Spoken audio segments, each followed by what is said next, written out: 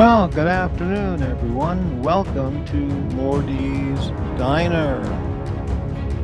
Yes, welcome everyone. Haters, friends, fans, lurkers, homosexuals, transsexuals, convicts, drug addicts, not wife abusers, not children abusers. No, no, no, we don't want that. Pet owners, welcome.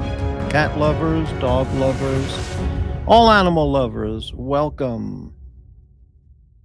And recovered addicts, a true welcome for finding your way on the path. All right, we're here, and Saturday afternoon at 4:30, freezing cold today in Portland. Oh man, and heavy winds just blowing everything over outside. I was out before and I wore my winter coat, hood, zipped it all the way up, and it was still a little chilly, so I'm going to have to put on a Columbia fleece vest under my winter coat, and then it'll be really, really nice. And I'll bring that when I go to Chicago and New York. The winter jacket with if it's that cold, a Columbia fleece vest, and man, it's really good. And I have my Oregon State University gloves, fleece gloves that I bought at Fred Meyer, which is Kroger's, and they're pretty good. All right. Let's say hello to some of the friendly guests. Rich Mitch, hello there. Hello, Tommy. How you doing? Mortimer, do you still use your Instagram account? Yes, I do. My Instagram is Morty's Diner. And if you look in the description section right under the video, you'll see the link or the info or yeah, people send me stuff on the Instagram. I communicate with people on Instagram, like the Orbs. The Orbs contact me, and we follow each other's pages, and it's nice, very nice. Thank you, Tommy, for the question. Rich Mitch, Shaker Girl. What's that? Hello, Rufus. How many people live in Portland? Well, that's an interesting question. Let me look it up. Portland population 2025, it says 615,000.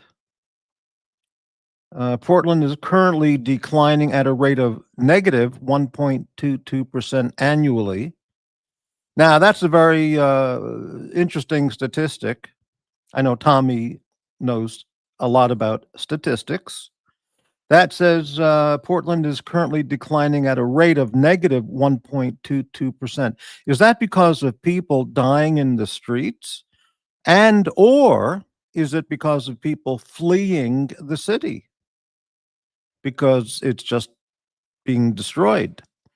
Okay. And its population has decreased by negative 5.83% since the most recent census of 2020. The average household income in Portland is $122,000 with a poverty rate of 12.77%, which I am proudly a part of. Okay. The median age in Portland is 38.6 years. And there we have that. Thank you for that question, Rich Mitch. You have followers pending. Really? Okay. Well, we'll see who shows up there. Thank you for the info. Love me some birds and carrion. Yeah, we love carrion here. We do our part to keep the YouTube ecosystem, disease free and fulfill our role in nature. Rich Mitch, got a mate who was a bus driver in Portland. Really? Rich, I wonder if I met him, I would ask him one question with a follow-up. How long have you been a bus driver in Portland?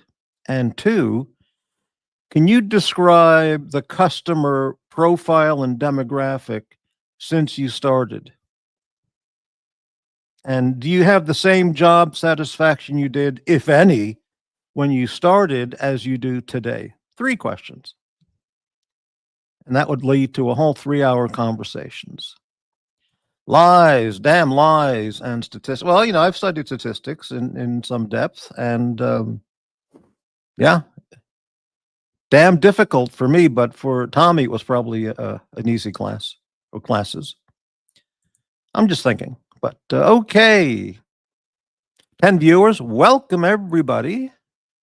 Welcome lurkers, haters, homosexuals, heterosexuals, trannies, bi-curious, bisexual, convicts, drug addicts, reformed drug addicts, alcoholics, and recovered drug alcoholics. All kinds of addicts are welcome here, and addicts on the road to recovery. Rich people, poor people, all kinds of people. You're welcome at Morty's Diner. Well, there is an exception here and there, but yeah. Tommy, I had AP Stat in high school. Wow, that's something. AP Statistics in high school. Well, that's like that movie with Edward James Olmos. What was that movie called? Where he was based on a real life guy in Los Angeles. Was it Stand and Deliver? Where he took a class of absolute losers and he taught them high school AP physics, which is and they all graduated. They all passed. Is that something? It was a pretty good film. Yeah.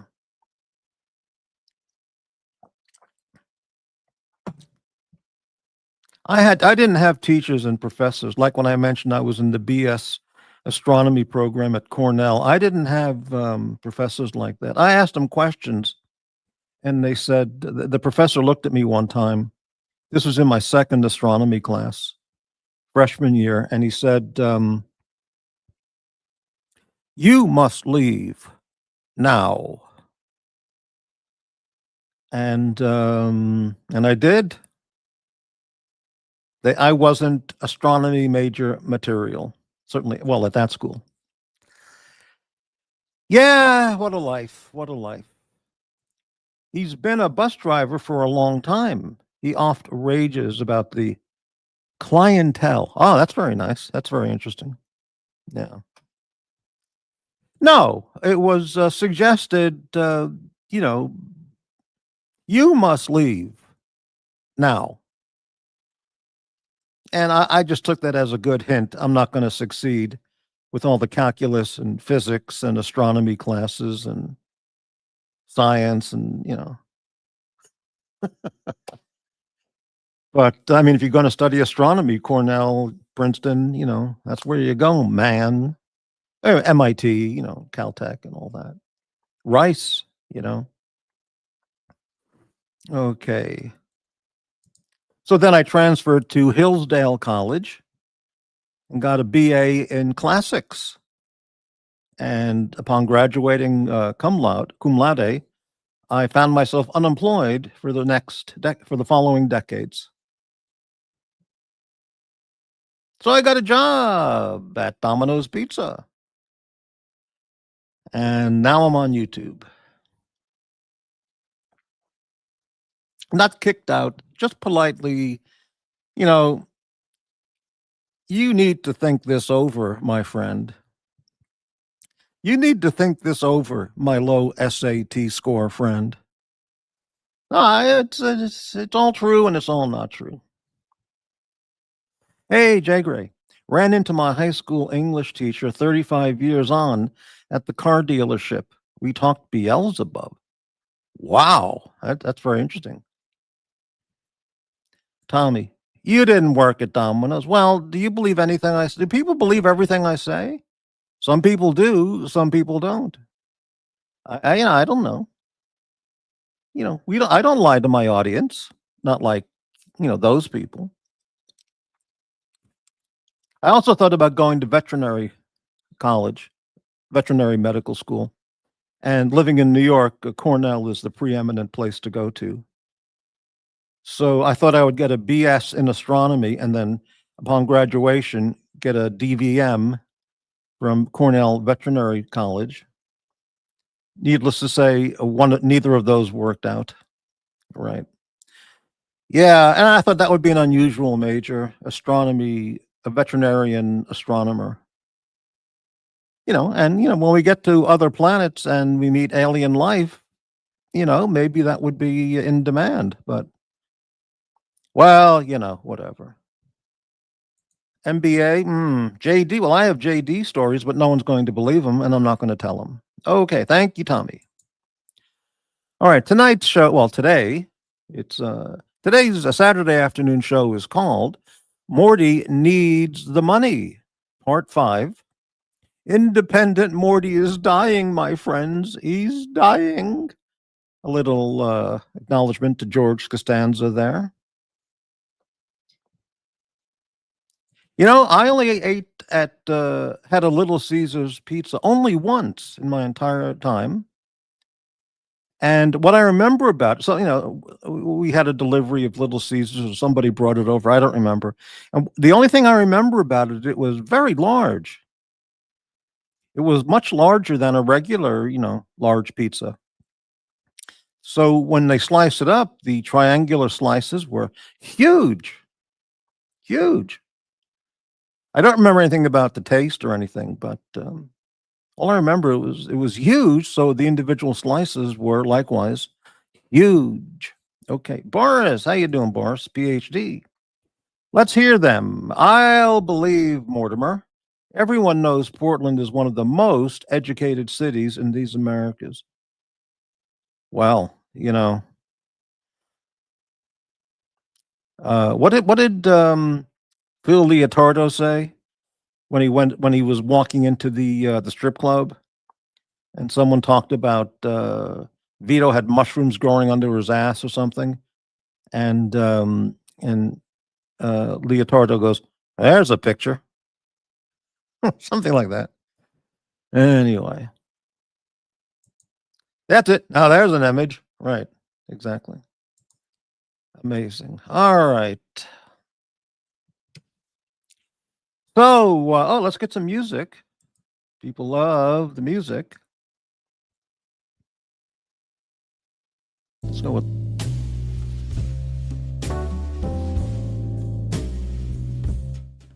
Maybe we'll go to a carnival music a little later.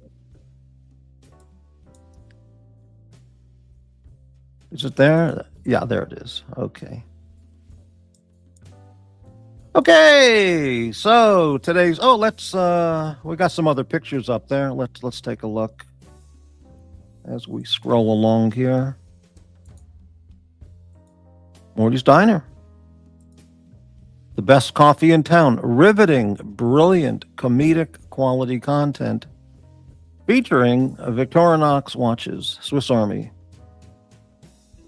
Look at that watch. Oh, that's 99% what mine looks like, give or take. Yeah. 98%. But beautiful. It's perfect. It's perfect. It's got everything. Super Luminova. You got a date. You got, applied numerals. Swiss made, Swiss made quartz movement, leather strap. Bam, there it is. Well, okay, anyway. So I'll put up the invite link. I know people are just creaming in their pants to get on this show and attack me or talk about whatever they'd like to talk about. Here on this channel, we deal in truth, friends, not lies, distortions, drug-induced fanaticism, drug and alcohol-induced misstatements of facts, which, you hear all the time on why can't I pin this? What am I doing here? What am I trying to do?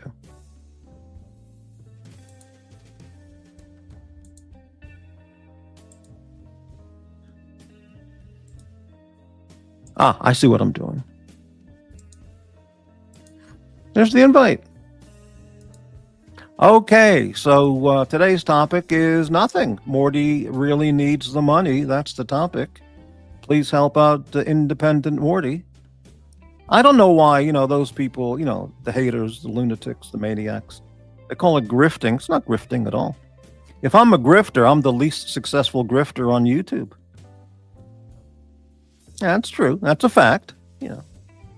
But anyway, it's just, if you like Morty, if you like the food, help him out, help him survive, help him pay his dental bill, help him with his huge, crushing debt. Huge, crushing debt. And there you go. PayPal, Super Chat, Cash App, Super Thanks. It's all there in the description section. Okay, so let's add give the show a thumbs up or a thumbs down. That's always appreciated. So thank you very much. All right, so I'll be here for about 2 hours, maybe even a little longer. We'll see how the show goes. And all right. Yeah, little Dave, that's right. Okay, I'm done. So it depends. I'm going to open my mail. That'll be some riveting content. What is this? Throw that out. Okay. All right, let's open this. I get something. There's so much junk mail I get in Portland. It's unbelievable. What is this? No. Throw that out. Tommy, do you shred all your mail? I certainly do. I shred everything. I even shred the shredded shreds. Just to be sure. I double, triple shred them. I'll throw this out. Just junk mail. That's all it is. Junk mail. And what is this? Okay. Take a look here. And what does this place want? Oh, look at this. Isn't this interesting? Okay, well, this is important. So I'll keep this. Forgot all about that. So I got one out of 4 pieces of mail that's important. The rest, garbage. All right, what am I going to talk about? Well, we can talk about anything if anyone has any topic suggestions. If anybody wants to join the panel, the link is posted. We can talk about Tommy all night. We can talk about little Dave all night. Anything. I'm just here to see how it goes. I'm having a coffee right now. Mm-hmm.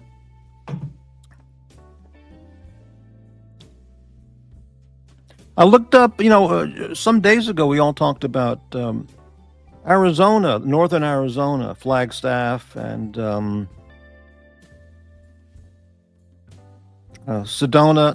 Flagstaff and Prescott, Arizona.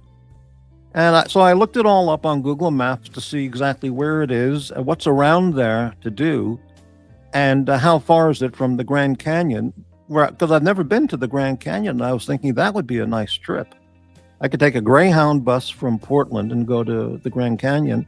Take about 5 days probably, and I'd catch all kinds of diseases, typhoid, everything. But it's cheaper than the plane. But I didn't see anything that intrigued me about Flagstaff, Prescott. Might be a fine place to live, but just to stop by and visit, I didn't see anything. Yeah, Las Cruces. I've been to Las Cruces. I've been there. Been there, done that. Yeah. That's right next to El Paso. So maybe I'll look at, just doing the Grand Canyon as a trip, and that can be done from Las Vegas. So I'm going to look into like an all-day bus tour package. How long a day is it if you take a bus deal from Las Vegas that goes to the Grand Canyon? And then how long can you stay there? That's the thing. Do you just have 1 hour, then you go back? So that could be an interesting visit. I think it would be great to see for many reasons, not only geological. So I'm going to look into that next, but I can't afford it, but I'll look into it anyway. In the free time I have when I'm not watching prison videos on YouTube. Rufus, there's a huge meteor crater in northern Arizona, the largest you can visit. Really? On I'll have to look that up. Do you know what town it's near or what it's called? Or Tommy, if you could have anything for dinner, what would it be? Soylent Green. Yeah. No, well, Tommy, are you saying if I'm on death row and I could have anything for my last dinner, what would it be? Or just in general, if I could have anything for dinner, what would it be? The general answer would be turkey stuffing, a huge amount of turkey stuffing, a whole berry cranberry sauce, no high fructose corn syrup, and turkey gravy. And baked potatoes. Well, like mashed potatoes or baked potatoes with butter. And that's it. I think they'll do it. Stuffing. The stuffing's the best part of Thanksgiving. Stuffing, gravy, cranberry sauce, baked potatoes.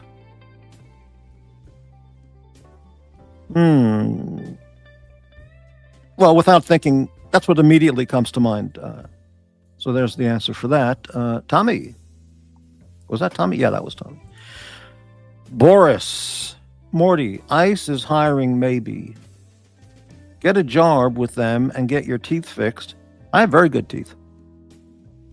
Get your teeth fixed and you get to travel across town, the South, collecting all sorts of interesting folks would be great for content. I'm over the age limit to become an ICE agent. 80 Never Calling said he looked into it and said it was 37. So, but I did look up where the ICE facility was in Portland because I didn't know. I looked it up a day or two, and I know exactly where it is. It's in the South Waterfront area, and amazing. Daytime it looks very quiet, but nighttime, Jesus. Rufus, the Barringer meteor crater is located between the towns of Flagstaff and Winslow in northern Arizona. Well, Winslow's that town from the Eagles song. Okay, I'm going to look that up for later. Barringer meteor crater. Okay, that's great to know.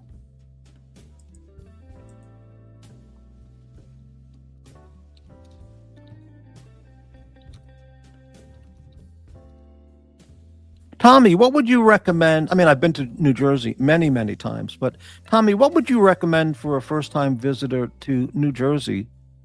What attractions would you? Where would you steer them towards? What would you suggest, Tommy? Shake Shack, Chick-fil-A, Pancheros. I don't know Pancheros. Green bean casserole. I don't like green bean casserole pasta. I've had it at people's homes and some restaurants, and I've never liked it. That's the kind of thing they serve at Golden Corral. I just don't really like it. I like green beans, but not green bean casserole because they usually put bacon bits in that. And if I'm having green beans, I don't want bacon. I just want green beans. Now, green beans almondine in a butter sauce, that's different. That's really nice. And those are French style green beans. How they slice them in half horizontally. Well, you know what I mean. I guess if you stand them upright, it could be vertically, but lengthwise is what I mean. Tommy, New Jersey isn't really a vacation location unless you're going towards the beach. New Jersey is more of a place to live and have a family. Yeah, there are some very, very exclusive areas in North Jersey that I'm from. I don't remember the names. It's like Istanbul, Islamabad. What is it called? Richard Nixon had a place there. I forgot the name of that town, but it's very well known. And, Cape May, yeah, South Jersey. Well, that's where the kumquat people are, but Cape May is a great place to live, I would think. Though you'd be in New Jersey. Visiting New Jersey. Why would anyone do that? I don't know. I was just putting out the question. There must be a lot of things to see, like historically or parks, famous houses of famous people, famous burial sites, famous towns, historic towns. Cherry Hill, that wasn't it, Tommy. There's a different town in New Jersey where very, very exclusive. I don't know what it's like now, but why would anyone do that? Send them to Cherry Hill if it's in the summer, or up to Cape May, baby. Right. Cape May would be nice, sure. Why would you wonder that, little Dave? Why? Tommy's too good for Cherry Hill. What the hell was that town? I can't, let me see if I can look it up real fast. A lot of elite lived there. Certainly some decades ago. I'm sure it's the same. What the hell was it called? Park Ridge. No, that's not what I'm thinking of. It was in Bergen County. I remember that.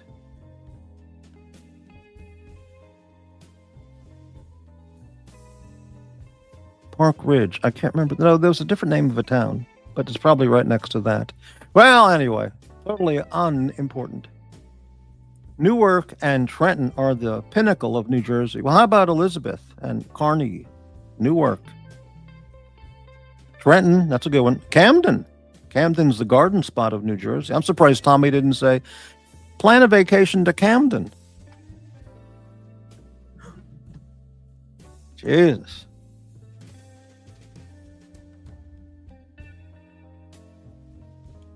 No, I'm not even going to address that. Saddle River, that sounds really familiar. Tommy, I think you got it.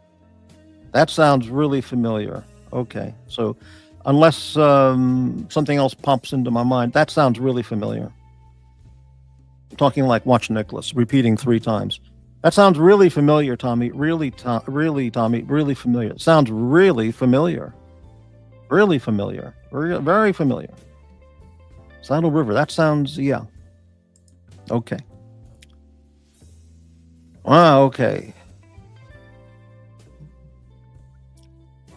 I've driven the New Jersey Turnpike many times, going from New York down south all the way to as you head in towards like Delaware, Pennsylvania, and Washington, and man, did that a lot.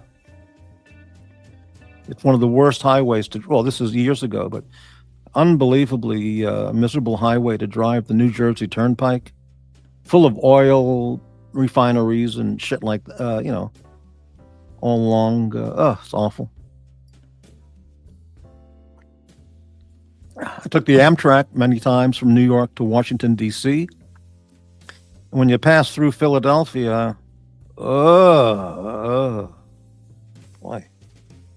It's like taking the Blue Line in Los Angeles of their light rail from Union Station downtown to Long Beach. It passes through a couple towns, which, I mean, Compton and some towns like that. It's terrifying. It's absolutely terrifying. That was more than 20 years ago when I was there. Don't know about now. Tommy, Mortimer, if you fix your IGID, show you bat stow. Mortimer, if you fix your IGID, show you bat stow. What does that mean? Rehoboth and Dewey Beach. Rehoboth. I have to look it up. It sounds very familiar. Is that New Jersey or is that Delaware? I don't remember. Dewey Beach doesn't ring a bell. Yeah. I visited a friend of mine a long time ago. He was going to Temple Law School. And we were walking, he's showing me all around Philadelphia and stuff. And as we're walking down we were heading towards the U.S. Mint because they offered a tour back then as one thing to do, and he hadn't done that. So as we're walking along, and he was walking those streets for the 3 years he was there. All right. So one day we're walking along and I said, hey, stop. I want to look at the graveyard here. And he goes, what are you talking about? Let's go. I said, well, no, this is where Ben Franklin's buried. And you can see Ben Franklin's gravesite right from the sidewalk. And he goes, really? What? And I said, yeah, right here. It's Ben Franklin. The original Ben Franklin. You can see him right there, right from the sidewalk. He's right over the fence, on the other side of the fence. And you see, this is typical. People walk past something every day, 100 times, 200 times, 1,000 times, and they don't even see what they're walking past. It's anyway, yeah. Long Beach Island. I don't know what that is. Rehoboth is Delaware. Okay, where Biden vegetates on the beach there. All right. I don't know what this means, Tommy. If you fix your Instagram, I'd show you Batstow, a town in New York. What does it have to do with Instagram? I don't know. Batstow. Let me look what that is. Batsto. Welcome to Batstow Village, New Jersey. Never heard of it. Batstow. That's a funny name. Historic unincorporated community in Washington Township in Burlington County. Okay. Part of the Pinelands National Reserve. Historic place. Blah, blah. The name is derived from the Swedish bastu, meaning bathing place, which is also the Finnish word for sauna.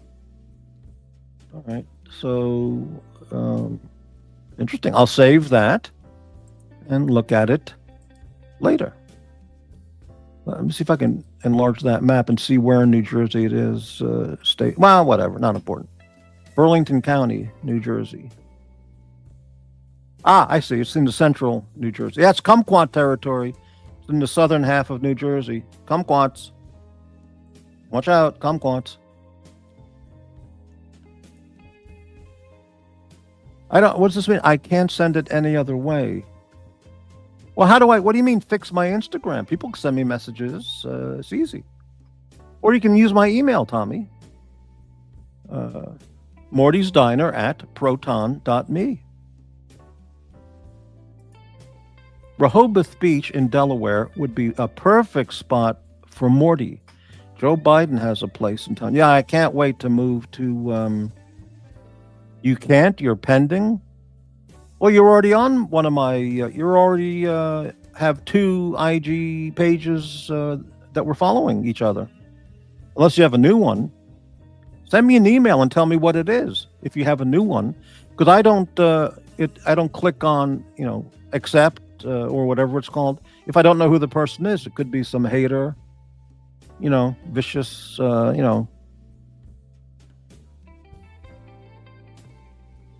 Yeah, Tommy, send me an email, Morty's Diner at proton.me. Tell me what the screen name is you're using on Instagram, and then I'll know that it's you. And if you're, then I can click you on there. Okay. Thank you, Tommy. Morty's Diner. At no apostrophe at proton.me. Jersey tomatoes, the best. George Costanza loved those Hamptons tomatoes. Hamptons tomatoes. Tommy, there's 2 accounts that we're connected on from a long time ago on IG, so I don't know. Boris, we used to visit family in New Jersey to pick blueberries. A big blueberry place is Seattle area. Not Seattle, but on the other side of Lake Washington as you head towards Bellevue. Lots of blueberry acreage there. Okay, I see it. Okay, I'll check that. I've seen that, but I didn't know who it was. Since you've already been on my page twice. So I'll go ahead and do that, Tommy, right after the show. Thanks for letting me know. Got it. Tommy, Hamilton Beach. Oh, Hamilton, Boris. It's the blueberry capital of the world. In New Jersey? Really? Hamilton, New Jersey. Let's take a look. Hamilton. There it is, Hamilton, New Jersey. A town in Atlantic County, right? Okay. Referred to as, you're right, the blueberry capital of the world. Population 14,000. All right. South Jersey, Kumquats. Oh, it's in the Philadelphia, Reading, Camden area. Okay. And yeah, there it is. Kumquat territory. I'm going to save that and study it later. This is great. Getting a lot of geography stuff here. Okay, right after the show, Tommy, I'll check the Instagram. I think it was in Williamstown, but I could be wrong. Williamstown, is that New Jersey? I don't know Williamstown, New Jersey. I know Williamsburg, Virginia. I visited there. Oh, what a beautiful place to visit. I would love to go back to Williamsburg, but I don't know what it's like now. Maybe it's just an Antifa, maybe it's been taken over by Antifa and cannabis stores, Williamsburg, Virginia. But when I was there, what a beautiful place to visit.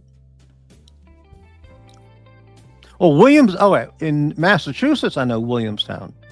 In the Berkshires, Williams College, #1 liberal arts college in the country. Prove me wrong.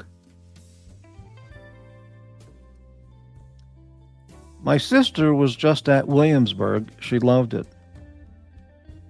Well, yeah. I've been there. I loved it. You want to hear a story? This is a true story. At the hotel, this is a long time ago. Fred McMurray was at the same hotel we were staying at. The actor, Fred McMurray, My Three Sons and all the movies and stuff. And we saw him walking through the lobby with his family. You go, wow, Fred McMurray. He's a regular person on vacation. How about that? That's a true story. Okay. Yes, that is a true story.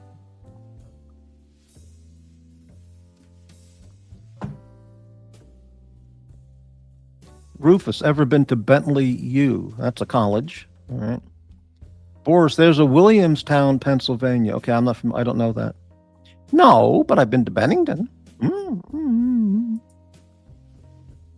Bernie Sanders territory, Vermont. Wow. Where he's got 3 houses. Where the commie socialist has 3 houses while hating America. City house, country house, and a lake house. Socialism pays. Crime pays, socialism pays. If you're on top. If you're on the bottom just cracking open parking meters for the nickels and dimes, then you're not going to be able to afford that lake house. But if you're the boss, you can do it. All right. Mm-hmm.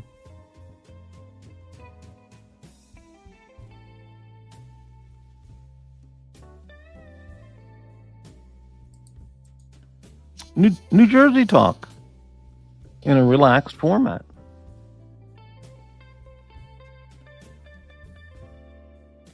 So far, Tommy is 1-0 because I think Saddle River is the town I was thinking of, and he knew the blueberry capital, so that's 2-0. So very good.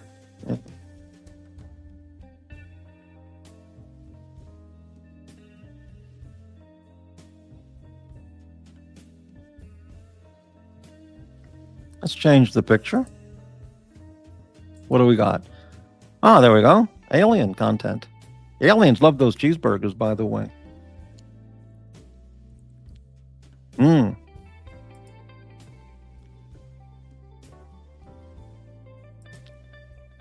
Blueberry. Hey, Foreman. Blueberries can't overcome New Jersey's dubious distinction as the state with the most toxic Superfund sites, well over 100. Wow, is that true? Well, I guess it's true.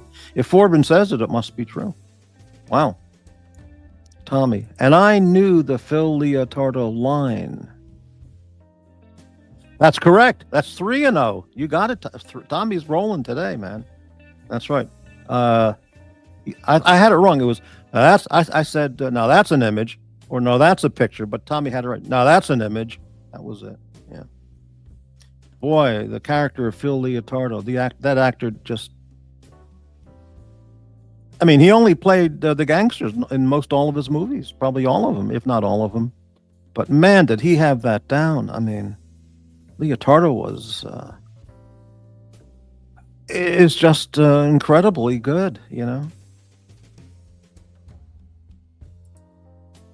LOL. Forbin never even seen a Superfund site. Yeah. What else did Leotardo say? He was talking to Carmine Lupertazzi Jr. You know who Lupertazzi Jr. reminded me of? Was that comedian in the 60s and 70s, Norm Crosby. If anybody, he was very big on all the TV shows back then, and he spoke like Carmine Lupertazzi, just fucking up every word. But it was very, very funny. Little Carmine, right. And Norm Crosby, if anybody remembers him. Yeah, he was just like Carmine Jr., Little Carmine.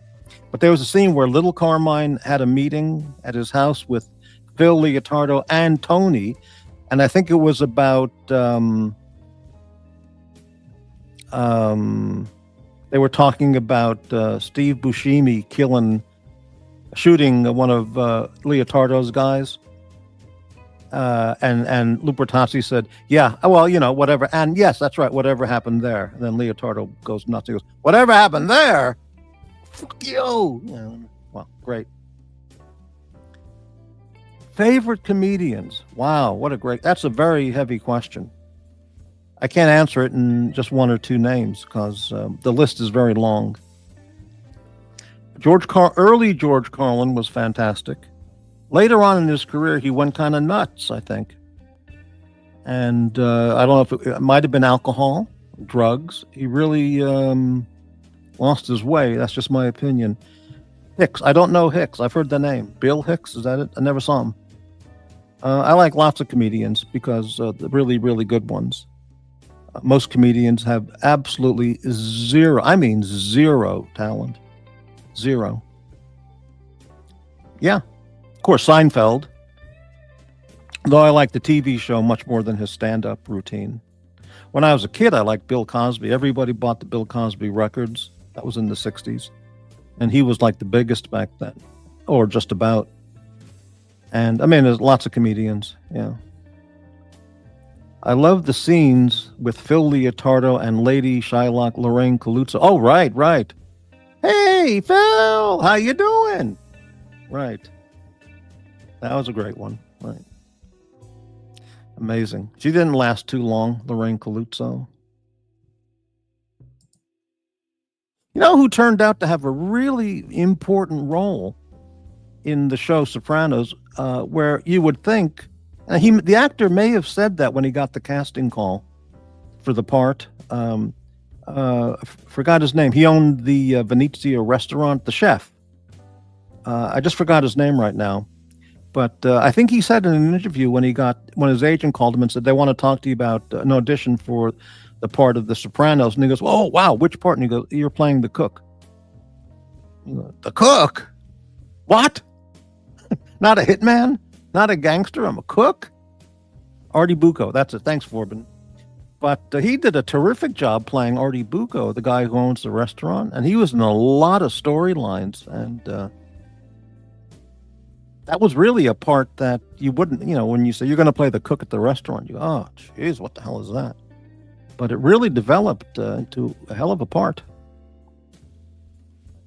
She any good? Yeah, that was it. That was it, Tommy. Right. Yeah, when he used the phone book in the 38, that's right. Of course, there was a weird scene with her, didn't he? Right. Doug Stanhope. I don't know who he is. Don't know. Yeah, Artie Bucco's wife. She was hot. She was smoking. Right.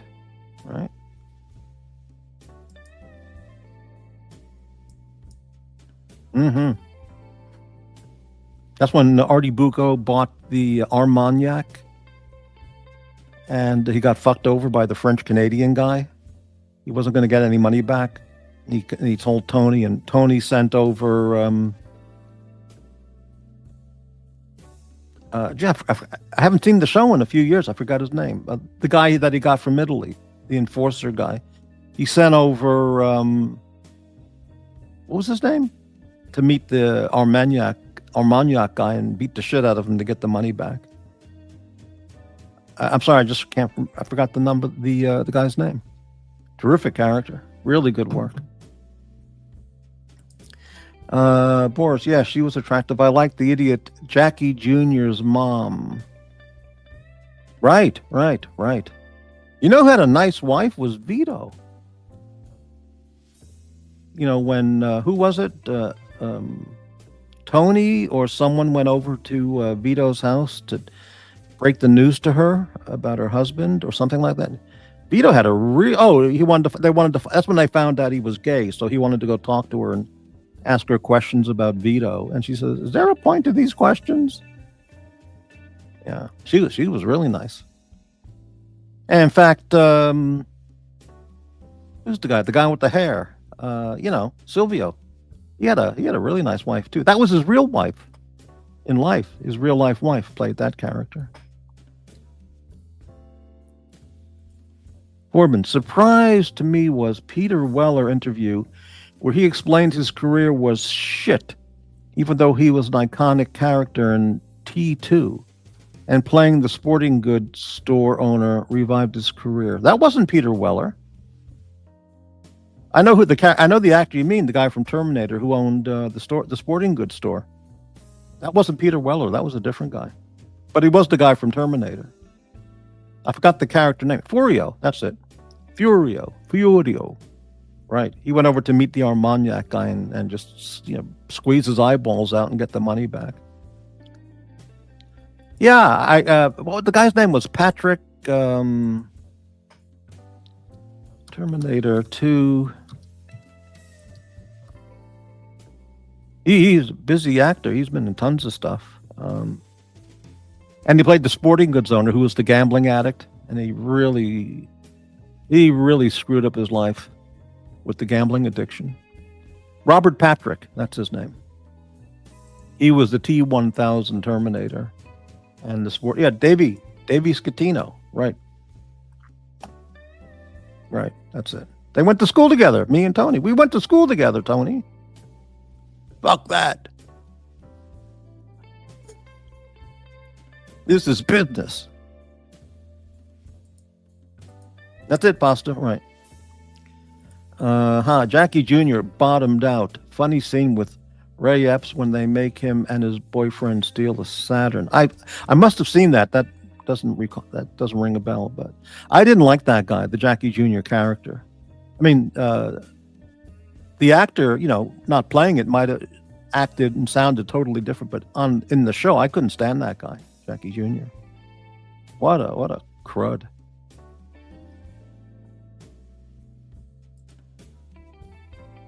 Was he the guy that went over to Richie April's hangout and said, "We did it for you. We did it for you." And then Richie went absolutely ballistic, and grabbed a stick and chased him down the street. He said, "I'll kill you, you fucking."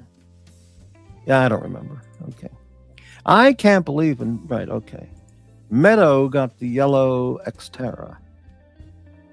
Right. Okay, how are we doing on show donations, contributions, channel support? Nothing. Not one thing. Well, it's early in the show. By this time, the other shows, But I'm the grifter. I'm the vulture. And so far, there's zero support in the donations category. But, independent Morty is dying, my friends. He's dying. He died on the vine. You died on the vine. Yeah. Another really good character was Larry's brother. I forgot the last name. He repeated everything twice. And there's a scene where he's talking to Richie. Oh, because Richie was trying to plot against Tony to knock him off and take over. And he went and met the brother. And he just looks at him because he repeats everything he says. And Richie April, who did a phenomenal job, the actor there, just phenomenal. And he just looked at him like, I can't believe I'm talking to this fucking moron. I'm asking him to join with me to take out Tony. And he died on the vine. Yeah, he died on the vine. Worlds are colliding. That's correct. You don't know the worlds theory? How can you not know the world's theory? Watch the Billy Joel documentary on HBO Max. It was great. Really? Really? Interesting. Yeah, okay, great, but I'm not going to watch that. I just have, I'm not into Billy Joel thing at all. Hey, I'll be back in about just a few seconds. How dare you serve me this? I want to see the manager. You should be fired for this incompetence.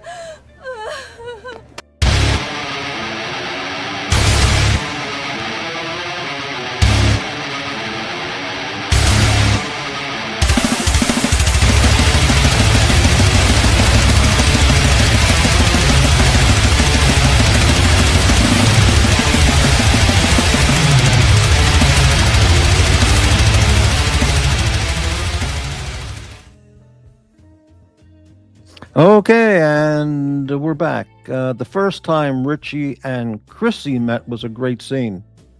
Richie and his bug eye. Yeah, that was like next time you're talking to my niece, I'll remember. He goes, "What do you mean?" He goes, "Is this kid shitting with me? Is this kid fucking with me?"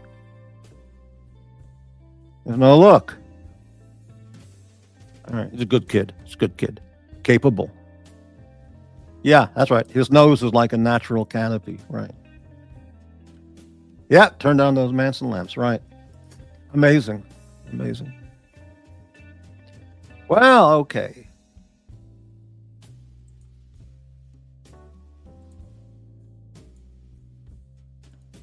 Ah!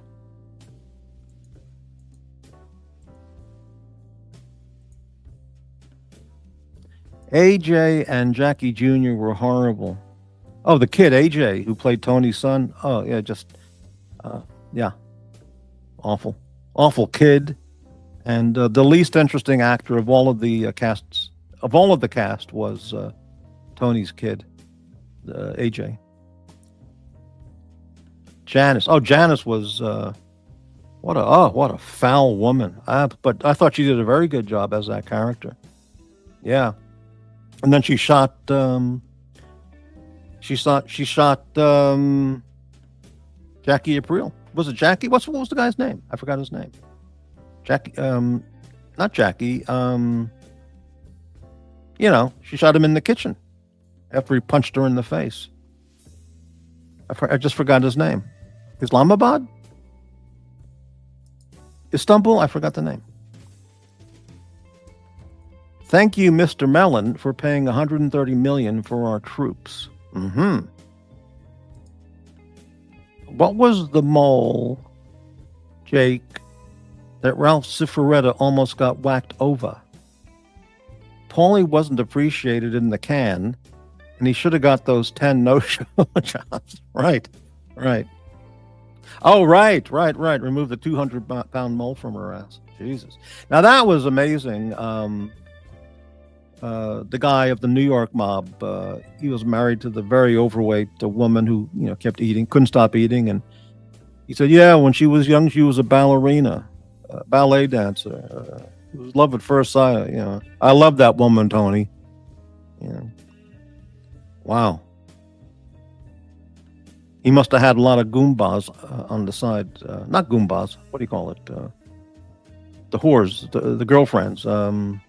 Well, Goombas, yeah, but I forgot it. But yeah, they got rid of Feach, setting him up with the peaches and the TVs. Wow, what a scene! Yeah, they didn't just rub him out; they set him up. He got sent back to prison, and he never knew it was Tony. Robert Loggia was phenomenal as Meech, just phenomenal. Wow. Richie tuned Janice up, and she put a full clip into. Right. Amazing. Richie, that's what I mean. Richie Aprile, right? Kumar. He's got a Guma. That's it. Yeah. What do you mean, Vito? He's got a Guma. Is that what it is? I can't remember. Right. Richie was an absolute psychopath, sociopath, psychopath. Just to say social anxiety disorder doesn't cover it. He's just a monster. Absolute psychopath. Psychopaths,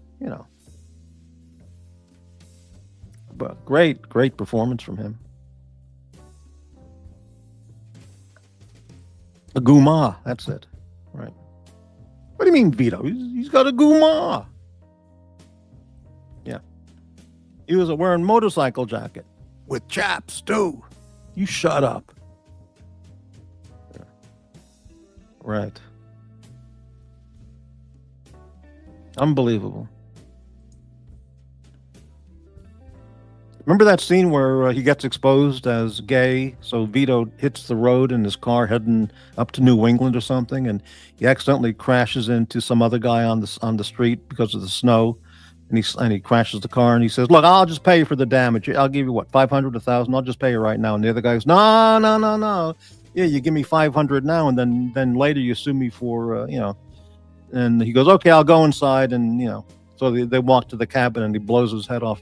Shoots him in the back of the head, like nothing, just another day. The doctor told Vito it was the new medication he was on that was turning him gay. Right, the medication. Jesus, yeah, amazing. I backed off, then I put it in drive. Oh, when Richie Aprile ran over the pizza guy. Forgot his name too. The guy who owned the pizzeria. Yeah. Yeah, I backed off. Then I put it in drive. Yeah. Wow, amazing. Forbin, biggest fake coinage was parm. Italian Americans never say chicken parm, veal parm, etc. It's parmesan, always spelled parmigiana. Well, listen, are you in New Jersey Italiano Americano? Beansy, that's it. Beansy, right. Well, New Jersey Italian, North Jersey Italian, New York, it's local expressions. Mortadelle and all that shit. Now, I'm talking about Italian food. Now, I'm going to get analyzed by that other guy, because I mentioned Cento Tomatoes, and he's going to do a 10-minute thing about Italian food. But whatever. It's just amazing. Veal, I don't eat veal. I think veal should be outlawed. It's just animal cruelty. It's just indescribably cruel. But eggplant parmesan, I got ridiculed for talking about eggplant parmesan, a hero, and a meatball hero. Oh, wow, great. Veal parm, not for me. Boris, remember when Tony bought that nice beach house and then he reneged on the deal with the guy who refused to give him the $300K deposit back? So the fucking Guidos kept playing loud music. Yeah, the Las Vegas Dean Martin routine that they blasted out on the speakers. Unbelievable. From the Stugats, right. Incredible. Got a lot of nice chat going on, but no one joining the panel. No one sending any contributions to Morty's Diner to help his life. But yeah, whatever. It's tough, man. It's tough.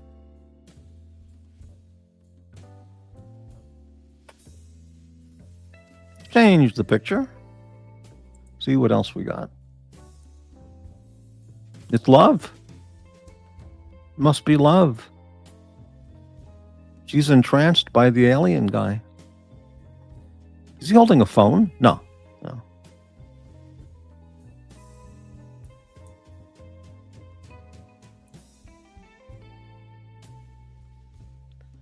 Tommy, you know nothing, Jon Snow. I don't know what that means.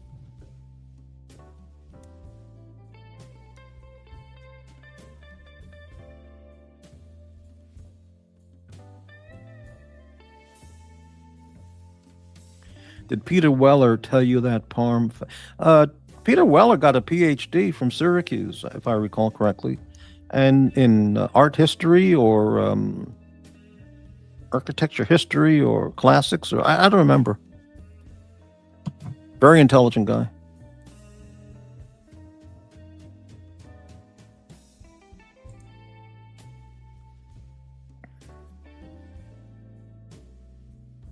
I gotta look it up because I don't remember. Peter Weller. He's a Texan. I think he's from Texas, if I remember. No, born in Wisconsin. Went to college in Texas. Got an MA in Syracuse and a PhD from UCLA. That's it. That's right. And you got an MA at Syracuse in Roman and Renaissance art. Right. And he taught ancient history there. Then he got a PhD at UCLA in Italian Renaissance art history. Wow. His dissertation was titled Alberti Before Florence, Early Sources Informing Leon Battista Alberti di Pictura. And he got his doctorate in 2014. Yeah.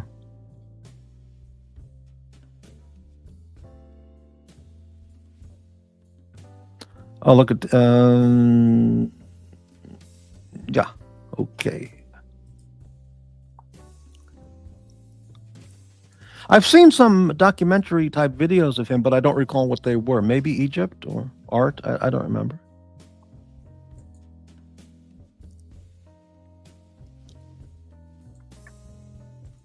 Corbin, my mom had 12 brothers and sisters. Can you say many aunts cooking Italian food? Trust me, ain't no parm ever said. Well, you're in the San Francisco, California area. You're not in New Jersey. You know? But I don't know. Corbin, just because your relatives didn't know how to abbreviate doesn't mean no one else did. Touche, that's 4 for you. She's Tommy, she's humoring your fragile ego. Mommy, please tell me I'm right. I bought that expensive pillow. Please tell me that was good, Mommy. You know the thing about Tommy's $2,500 pillow? I asked him, I said, are you enjoying your pillow? And he said, nah, I didn't like it. I gave it away. He gave it to his sister or mother or Goodwill or something. I don't remember what he said. Chris F. All right, now listen. I worked in restaurants in SoCal in the 90s. We frequently use the word parm as shorthand for Parmesan dishes. There you go. He doesn't know the cost of the pillow. So you gave it to your mom, I guess. Okay. Right. All right. 11 people watching. There must be a lot of other shows on. You know, all those shows. But it's okay. I'm allowed to do a show too. I'm allowed to get my 3 viewers and get assaulted with all the hate and lies, insults, put-downs, slurs. Well, you know, what can I tell you? It's a sad situation.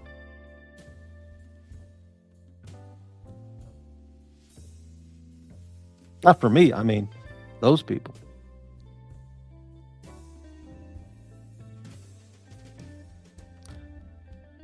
All right. Chris F., when writing an order in a deli, you abbreviate it Forbin. Tommy, there are numerous menus from the 60s and 70s that say chicken parm on them. Wow. Of course, Southern California Fruit Loops, they say za for pizza. I never heard that. Lightweight wankers and uptalkers. Wow. The topic is speaking, which is what they did in the Sopranos. Not printed menus, it was speaking. Okay.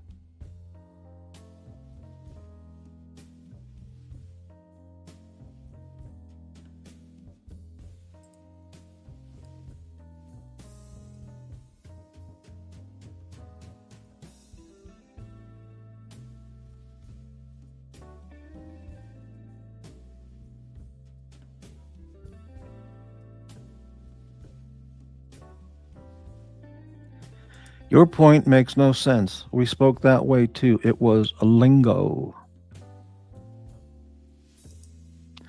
Show me written abbreviations in The Sopranos. Good point. That's one for you, Forbin. Yes, right, right. Hmm.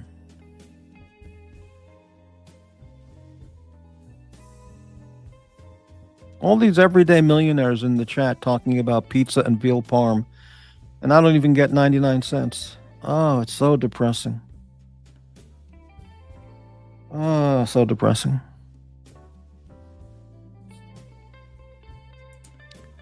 Corbin, from Los Angeles means you're already half an asshole. Oh, okay.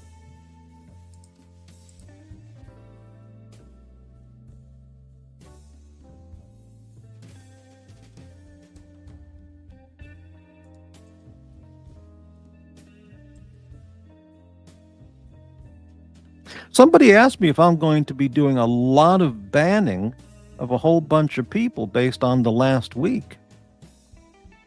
And I said, that's a good question. I'm thinking it over, is the answer. The pluses and minuses. You know, and extrapolating that out to the nth degree before I make a decision.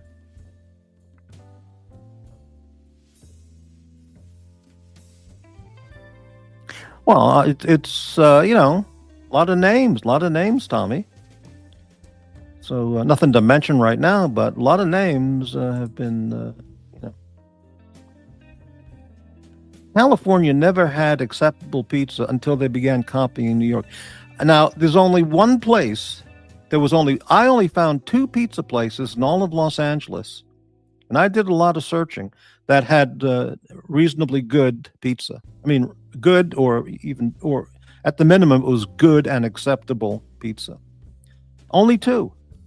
One was on Larchmont Boulevard, and it was called Village Pizza or something like Village Pizzeria. I went there often, and it was good. Always crowded. Okay, and the other place was on Cannon Drive in Beverly Hills. I forgot the name of the place, but the whole wall was filled with celebrity autographs and New York decorations. I went there many times too, and that place was the closest to a New York pizzeria style, flavor of pizza. Those were the only 2 in the entire city of Los Angeles. Now, some people said that there was a place down by USC, that shit neighborhood, that was a really good pizza place, but I never went to that one because I didn't feel like hanging around that neighborhood with all the pit bulls and gangbangers and shit. Didn't LA have the best pizza in the country? What? California typically made undercooked bread with sauce and cheese. The idea of thin took a long time to catch on. I'm pretty sure a guy in California invented pizza. I don't know what Tommy's referring to. That doesn't make any sense at all. A guy in California was the first to invent pizza parm. That part is true. We got some action here between Forbin and Tommy. Some hate action going on, which I'm going to get blamed for. Tommy, you just outed yourself as a poseur. Well, we all know he's a poseur, so he can't out himself when we already know he's a poseur.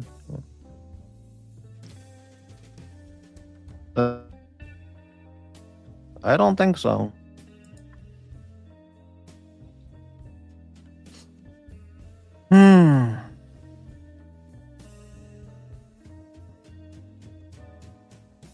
I'm not going to be able to go out to a really nice restaurant and get a great meal if I don't get any support on the channel. I'm not able to go out to restaurants every night and get fantastic fish dinner and Indian food and Chinese food and shawarma places. And the only shawarma place in Portland worthwhile is downtown, and I just don't go downtown. I'm waiting for the National Guard to come here, then I'll go downtown again. And Italian places. I could go for an Italian dinner tonight. Nothing special, nothing fancy. Spaghetti and meatballs, garlic bread. That would be great.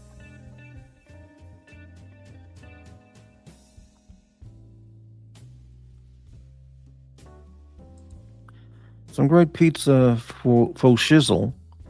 The great thing about the Southland is the availability of great Mexican food. Mm-hmm.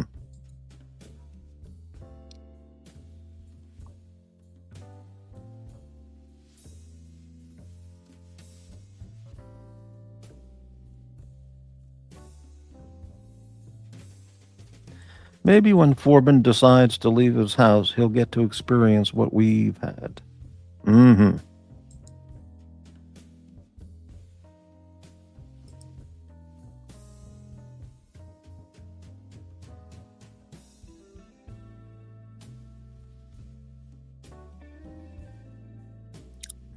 A lot of action with Tommy and Forbin tonight. I don't have the energy to keep reading those comments. I'm not getting any remuneration or compensation for all my effort. It's so disheartening and depressing. Two millionaires talking with each other.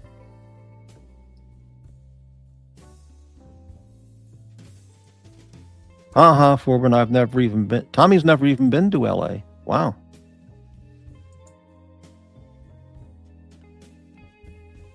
Mm-hmm.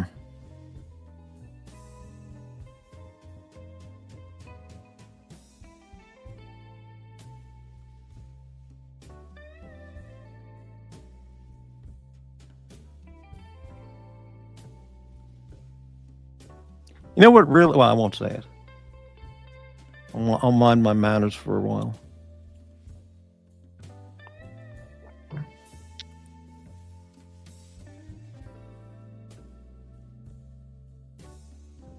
I'll be called a grifter if I said what I was going to say. If I say what I was going to said.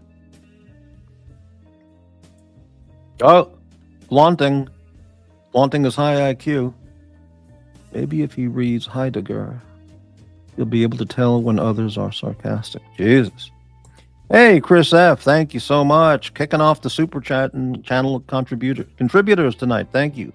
$5 super sticker. Greatly, honestly, sincerely appreciated. Thank you so much.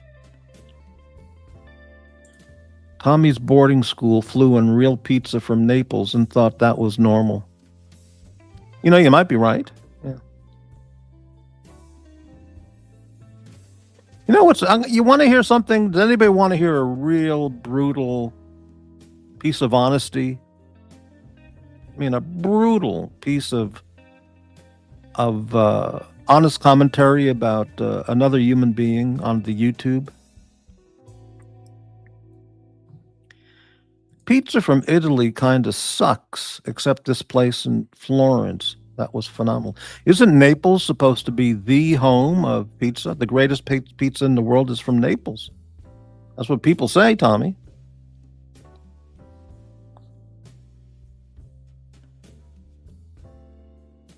Elizabeth Taylor did these kinds of things, like when she was making Cleopatra. She had her favorite restaurant in Los Angeles fly with a hand-delivered, courier and deliver her foods from some deli or restaurant places in L.A. Right to the set where they were filming Cleopatra. And it was all stuck. The bills were all stuck to the producer, who finally quit the movie because he cracked up.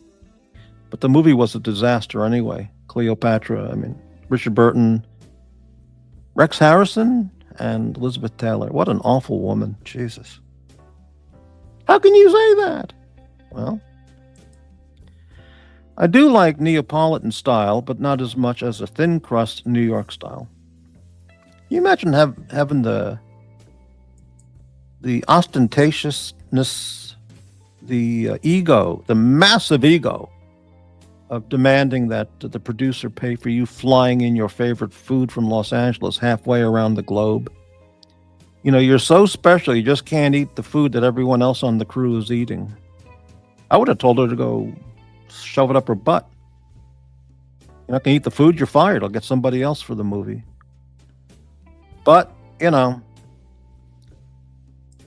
Hey, Brightling, good evening.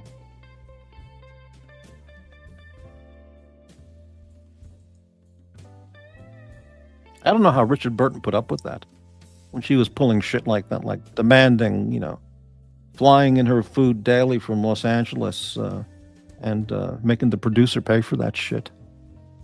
I don't know why he didn't smack her around and tell her to stop that fucking shit. But maybe he was just the alcohol, maybe the blind. I don't know. Who knows? You know. Corbin, have you ever had Manco and Mancos on the Ocean City Boardwalk?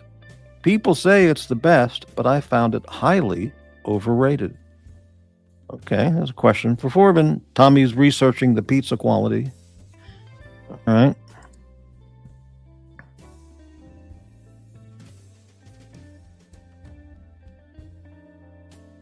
Yeah, so I heard Watch Nicholas saying a couple times he's flying into, or maybe he's already on, maybe he's already there. I don't know, but he was flying to meet his brother in Providence, Rhode Island, and then they're gonna drive to upstate New York to see Montauk, to go to Montauk, and he doesn't even know where Montauk is, but he's talking about it. It's like, well, it's a California thing, I guess. I mean, it's not in upstate New York. I mean, I don't know what he's talking about, but. The drive from Providence to the easternmost tip of Long Island is one heck of a drive. Maybe 7 hours. Let me think. I drove to Boston once. Let me see. From New Haven to Boston. How long was that? 3 hours? 5 hours? I can't remember. So the Providence to New York to Montauk. That's a hell of a drive. Yeah, well, whatever. Yeah, Tommy, people there say there's a place in New Haven that's the best pizza, even better than anything in New York. But, that could just be a New Haven hype. I mean, who knows? I mean, how much better could it possibly be, It could just all be those egomaniacal Yale people claiming their pizza, but they have ferries you can put your car on to make it a shorter trip from Providence. Yeah, well, yeah, that's true. That is true. But he didn't say ferry. He said they're going to be driving. But maybe, I don't know. Who knows? Who cares? I think when Nick gets to Montauk, he's going to go, this is it? What is this shit? I sat in the car for 7 hours for this? Fuck. Thing about that is, when he's out there at Montauk on the drive, he doesn't know anything about the area. He doesn't know where he's going, what he's seeing. He has no idea what's out there. He'll be passing by all the great stuffs. He should have asked me to go with him. But he hates me now. He hates me. What did I do? I didn't do anything. But anyway.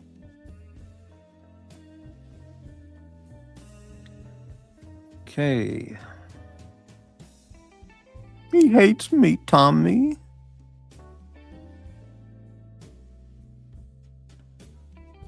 I've got a collection of clips and screenshots over the last week, which I'm going to send to a friend of mine at State University of New York at Buffalo. He's a psychology professor. And I'm going to send him all these clips and audio clips and screenshots about the hate, the unbelievable hate and psychopathy on these channels. I'm going to ask him what do you think about all this stuff? He won't believe it. He won't believe it. I mean, he might believe it, but he won't believe it. But anyway.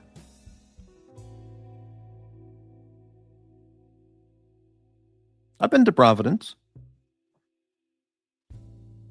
Provincetown. I went there once. Before it went totally gay. I was there to visit it. There's a famous statue in Provincetown. I don't remember what it was or what the statue was, but it's a famous statue there. And yeah, well, who knows? That was I was a kid when I went there. So he's going to think you're nuts. Who's nuts? No one thinks I'm nuts. They all hate me, but they don't think I'm nuts. Well, maybe they do. I don't know. You can't. How do you analyze the mind of a psychopathic hater? So I don't know. Yeah.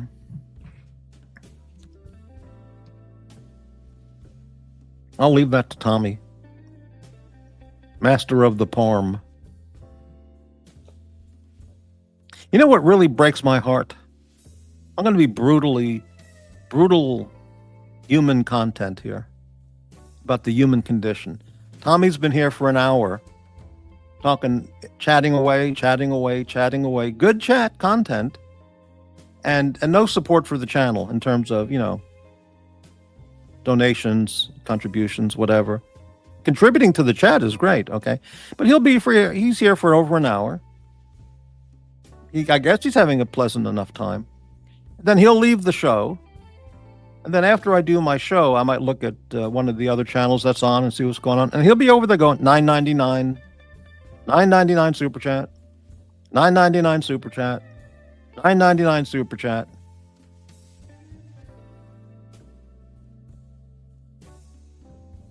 It's amazing. It's the human condition.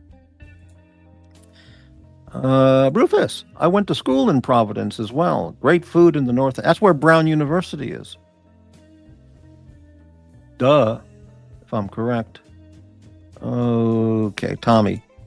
You should be paying me for all these comments, carrying the show's discussion. Really? Okay, what's your email? I'll send you some money. Corbin. Listen, Tommy, it's great that you're here, but if you weren't here, I'd be talking to myself, and I'd be making the same money. But it's nice to have people in the chat. I mean, the same, no money, but Corbin, there's a pizza review vid. I can't forget where the owner explains how he uses an old pair of tattered pants to clean the oven. Santio's, Elizabeth, New Jersey. Santio's Bonus Old School Italian Maker. Bonus? You mean Bono or Bonos? Santio Bonos. Old School. Whatever. Well, interesting. He uses an old pair of tattered pants. Is that because he warms up his pants in the oven? Because he likes wearing warm pants?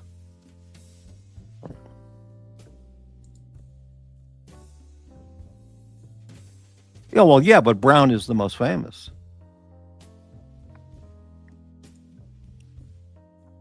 Tommy, that's what I said to Jax. You should be thanking the chat for giving you ideas. All right, Tommy, that's what I said to Jax.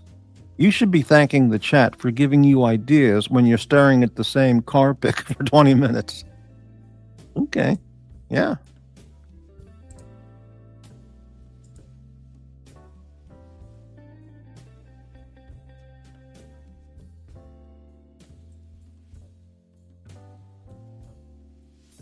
Anyway, when Tommy leaves the chat, when he decides to change channels and go someplace else, the first channel he goes to within 5 minutes, you'll see $9.99 Tommy.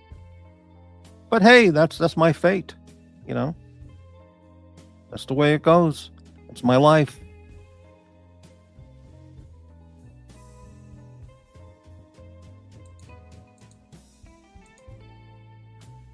Mm-hmm. Rhode Island School of Design, Providence College, University of Rhode Island, Johnson and Wales University, and Brown. Mm-hmm. Hey, Jax, how you doing, man? Portnoy's most poignant to me was Henry Winkler. What does that comment mean, Forbin? Portnoy's most poignant. Can you elaborate or fill out that comment? This happened one time in the last 6 months. Yesterday, when I saw Baba on with Watchnik. Mm.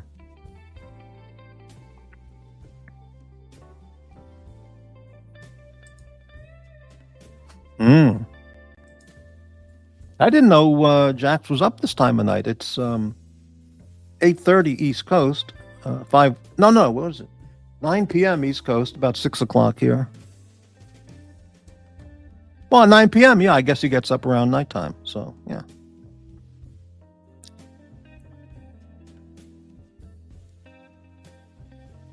Dave Portnoy's One Bit Pizza Reviews channel. Never saw that.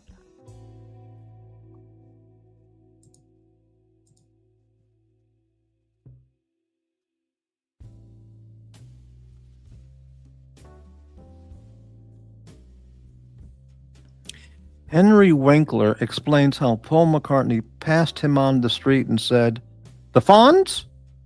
Winkler imitates him really well. Poor Henry Winkler. He is such a Hollywood liberal, severely brain damaged liberal. I mean, you ever hear him talk about anything political? Oh, God. It's like listening to Jamie Lee Curtis or Matt Damon or any of these wacko mental cases. Incredible. Nice guy as hell, but it's 8:57 p.m. I haven't been to bed yet. Wow, cooking the Sammy. Okay. The chicken sandwich every night. See you boys at 3 a.m. You know where. Right. Okay. Spruiking the other channel on here for free. Yep. Okay. Very good. See, now why even bring up Winkler's politics? Because it's part of who he is. He goes on TV talk shows and interviews and talks about it. So that's how he portrays himself now. So it's only fair that that's who he is now. Okay. I've seen lots of stuff of him talking like that. Okay. Lots of people who are famous, they don't say. Al Pacino, I had never heard him talk anything about politics ever. I don't know what his politics are. He might be demented like De Niro, or maybe not. I don't know. But he never talks about it. He's much smarter than fuckwad De Niro, you know? Lots of people, know to just keep their mouth shut. Okay, well, whatever. Oh, he's totally left-wing deranged. Yeah.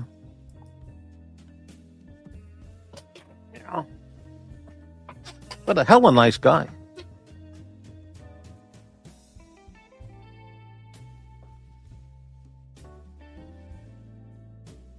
Pacino told the story when he was in New York. He was walking in Central Park when John Lennon used to walk there every day with Yoko. And he was walking. He wasn't as famous at that time. So, we're talking 1970 era and early 70s. Anyway, he's walking in the park and approaching him as they're, approaching each other is John Lennon with Yoko. And of course, this might have been just after Godfather. So he was maybe at that point, very famous. So he's walking there. And he's walking on the path, and Lennon and Yoko are approaching him, and he said, I didn't say anything to him. I know what it's like. You don't want to be bothered by assholes. Yeah. So I just walked past him and gave him a nod, and he nodded me back, and that was the exchange. Isn't that nice?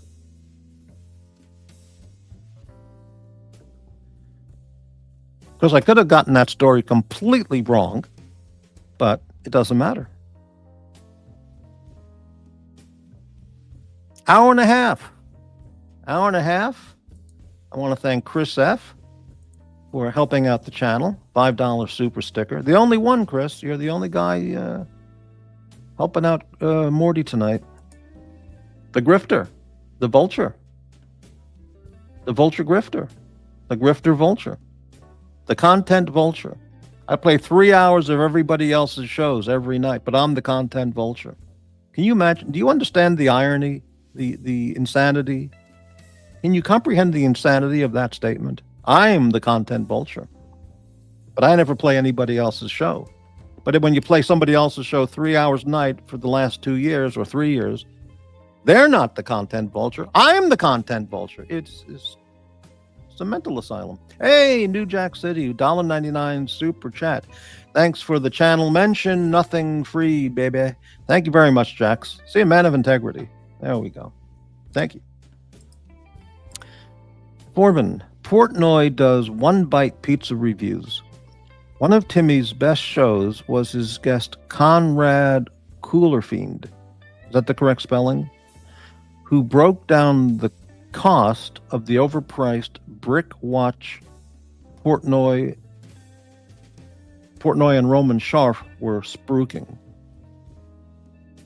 One of Timmy's... Who's Timmy? Oh, one of Timmy's best show was his guest Conrad Coolerfiend. You sure that's right? Who broke down the cost of the overpriced brick watch Portnoy and Roman Schaff were spruiking. Well, all these watches are overpriced, all of them. You know, how much does it really cost?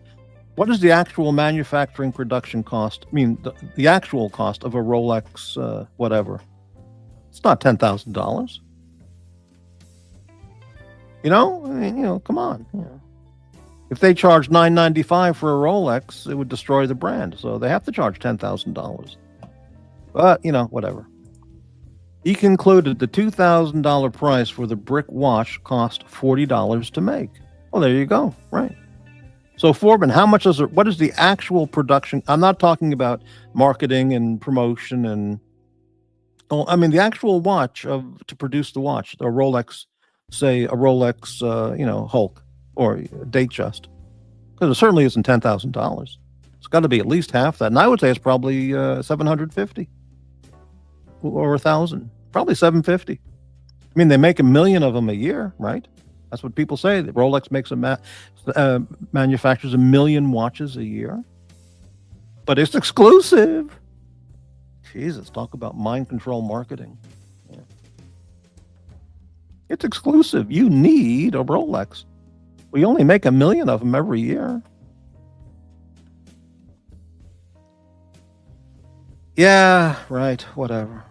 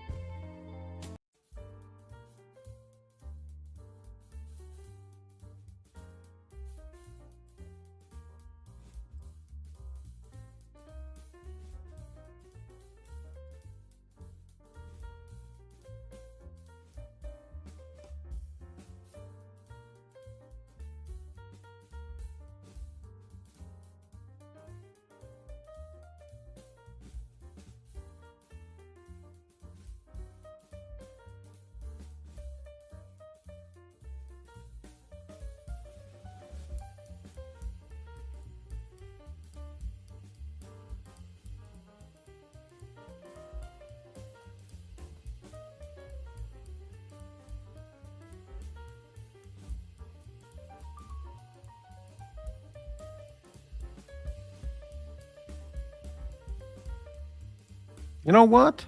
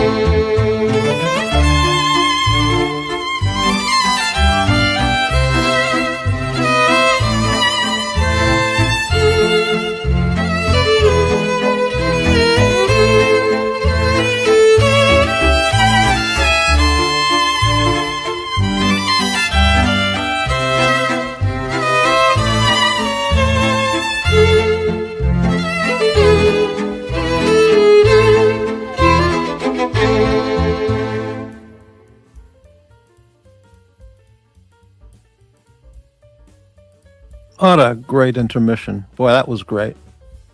Okay, we're back. And we have 8 people watching. See if we have any thumbs up, any likes or downvotes. And we got 8 thumbs up. Well, you can't get much better than that. Thank you, everyone.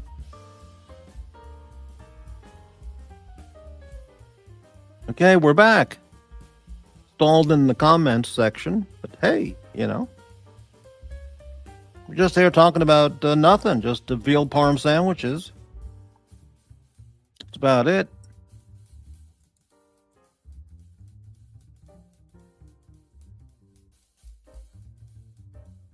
That's this week's theme. Morty needs. Needs. People don't understand need. They just want luxury. Mortimer, did you ever have a Rolex? No, never did, because I never thought about it. Younger, yeah, I don't even know what watch I had back in my heyday. I have no recollection at all what watch I had back then. No idea. Maybe a Seiko, probably. No, who cares about watches? But looking at it now, if I was involved in a certain position, then you probably have to have some kind of watch like that. Otherwise people look at you funny. Not everybody can be Warren Buffett and wear a Timex or whatever he wears. But I would probably be different. I'd get something other than a Timex. A Rolex. Because if everybody else has a Rolex, then what does it mean? So I'd probably get something, at that level, but something, much more attractive and interesting. No, I never had any luxury brand watch. Never. Grand Seiko is very nice. Omegas are terrific. I like the IWC Mark 20. I like it a lot. Black dial, black leather strap. Not a Cartier man. I like Cartier cufflinks. Onyx. Is it Onyx on the silver? Those are classic. Onyx, is it Onyx? Yeah, I think so. Yeah, not Onyx. It's just black with on silver cufflinks. I can't remember. Maybe they are Onyx or not. I don't know. Those are worth buying. And, cufflinks for a beautiful suit, that's definitely worth it. And I guess at that point, yeah, you need to throw on a nice watch. But yeah.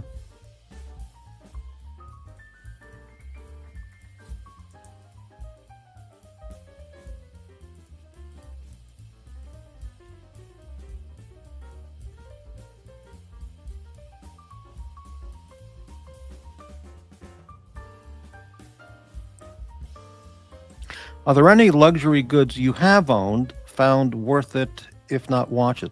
Well, that's a very interesting question. That's a good question. Let me think about that. Are there any luxury goods you have owned and found worth it, if not watches? Well, it wasn't watches. Okay.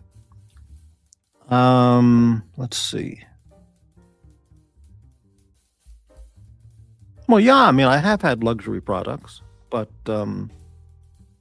and they're enjoyable for a while, but then it's like, yeah,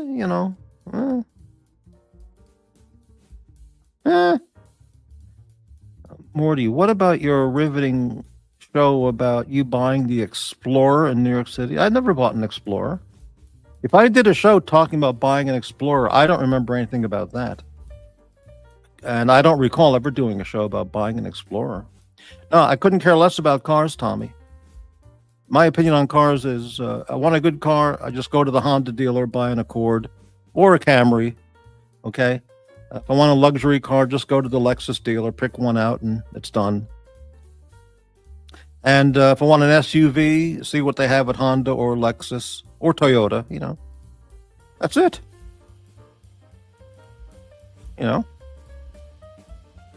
Maybe I would look at Mazda, maybe not.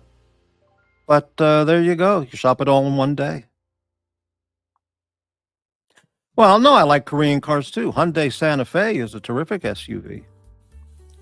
And, I look at the Hyundais too and the Kias. But I don't like shopping. So, I mean, if it's a money purchase, I'll go to Lexus. If I just want a really good everyday car, I'll just go to Honda or Camry. And, Accord or Camry. That's it. Yeah. Do 3 dealers in one day. Usually they're all on the same street, within, pretty much next to each other. You knock off all 3 and then you pick one and you go and buy it. It was around the time frame of the Louis Vuitton. Yeah, I don't remember ever doing it. I don't remember me doing a show about buying the Explorer in New York. Sorry. Yeah. I may have, but I don't remember that. Yeah. By the way, this is the funniest thing, from those people. They claim credit for everything. The golf bag thing, for example. And I'm not going to talk about it. But it's just misdirected disinformation, malinformation, misinformation, malinformation, disinformation, incorrect information, lies, distortions, lies, distortions, and drug-induced psychosis. Tommy. Mortimer, at what age did your net worth first exceed $1 million? Well, I was born into privilege back in New York. I didn't grow up in the hood. So at what age did Tommy, whatever. Okay. We can talk about that if anybody wants to. But things that you hear about that show from that other channel are just absolutely erroneous and delusional. But, to be expected. Yeah, I got the feeling Morty's fashion sense is more like Edward R. Murrow. Well, if I was around the businessman, if I was working in New York in the 50s, that is how everybody dressed. Wear the hat and the suit, and that was it. That was a great time. One of the best times in American history. Tommy would disagree, but it really was. There wasn't air conditioning. There wasn't color TV, but that doesn't matter. And refrigerators, you're still getting ice delivered in the 50s in New York, but small prices to pay for the great life people had. Hello, AD Never Calling. Good evening. And by all the other good people, I mean the other 6, right? Well, there's 9. So we got, 9 people watching. That's 1 lurker, 1 hater in the background, and we got an active chat going on. It was a great time, Tommy. You'd have loved it. Working on Park Avenue or Madison Avenue, wearing your Brooks Brothers suit and a fedora with a proper cashmere overcoat, having dinner by the Rockefeller Center skating rink, talking big deals. You'd have loved it, man. Maybe you wouldn't have. Maybe you're not that kind of guy. You're a veal parm guy, so maybe not. No, it's not a private stream. Might as well be. Oh, put down. There's an insult. Thank you, Tommy. Yeah, AD Never Calling. Got a super chat from Chris and New Jack City. They're very generous, very nice to help out. Otherwise, yeah. Oh, I'm a boomer. Yeah. There are people on these channels who are faux boomers. They're not boomers, but they call themselves boomers. It doesn't mean anything, but it's just part of their, distorted thinking stuff. Oh, it's a pre-recorded show. Yeah, right. Okay.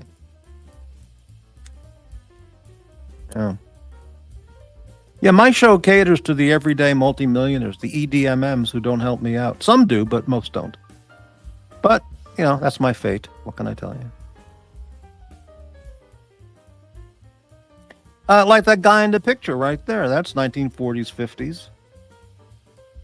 Get the perfect suit, the hat, cup of coffee at the diner. Yeah, it's great. Oh, here's Tommy. Here we go. Flaunting. I'd have worn a Stetson Imperial.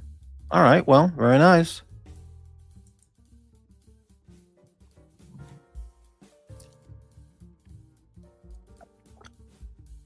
Tommy knows all the products, all the prestige products.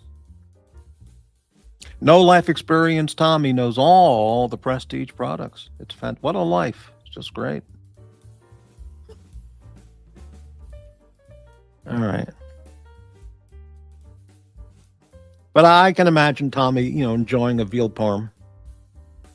Yeah, no question about it. He would love it. I know he would enjoy that. And yeah. I wouldn't order one. I'm totally anti-veal. I mean, it's just a horrible product. That's the way it's produced is just cruelty to the max. So I mean, there's cruelty, and then there's just like cruelty. I'd get a eggplant or Meatball Hero. At a great Italian place, Meatball Hero. There you go. Hey, look at this. Yeah, and yet you eat burgers and chicken. Yes, but Tommy, you must know how veal is produced. I mean, there's animal cruelty, and then there's animal cruelty, which is just beyond belief. And that's what veal is. It's not a case of ha ha ha. AD never calling, $9.99 super chat. Thank you very much, AD. Faux boomers unite. I'm a bona fide Gen Xer. Mm-hmm. Is it the age that bothers you the most? Who is that addressed to? I don't know who you're referring to. AD? Me? Pasta? What?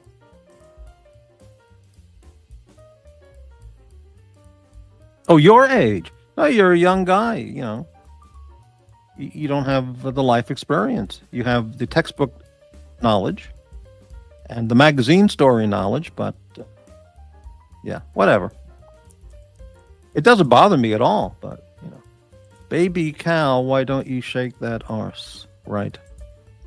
Yeah, we don't do baby cow on this channel. I don't understand why people want to see baby cow, but what can I tell you? No, I'm talking about the age of the cow. Wow. Okay.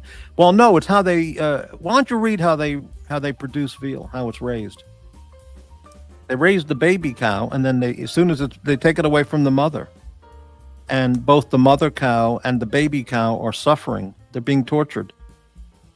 And then they slaughter the baby cow when he's just a baby, and the mother cow is just destroyed. I mean, it's.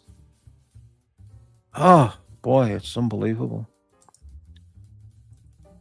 How's the Tommy Morty relationship going on this fine Saturday? We get along great.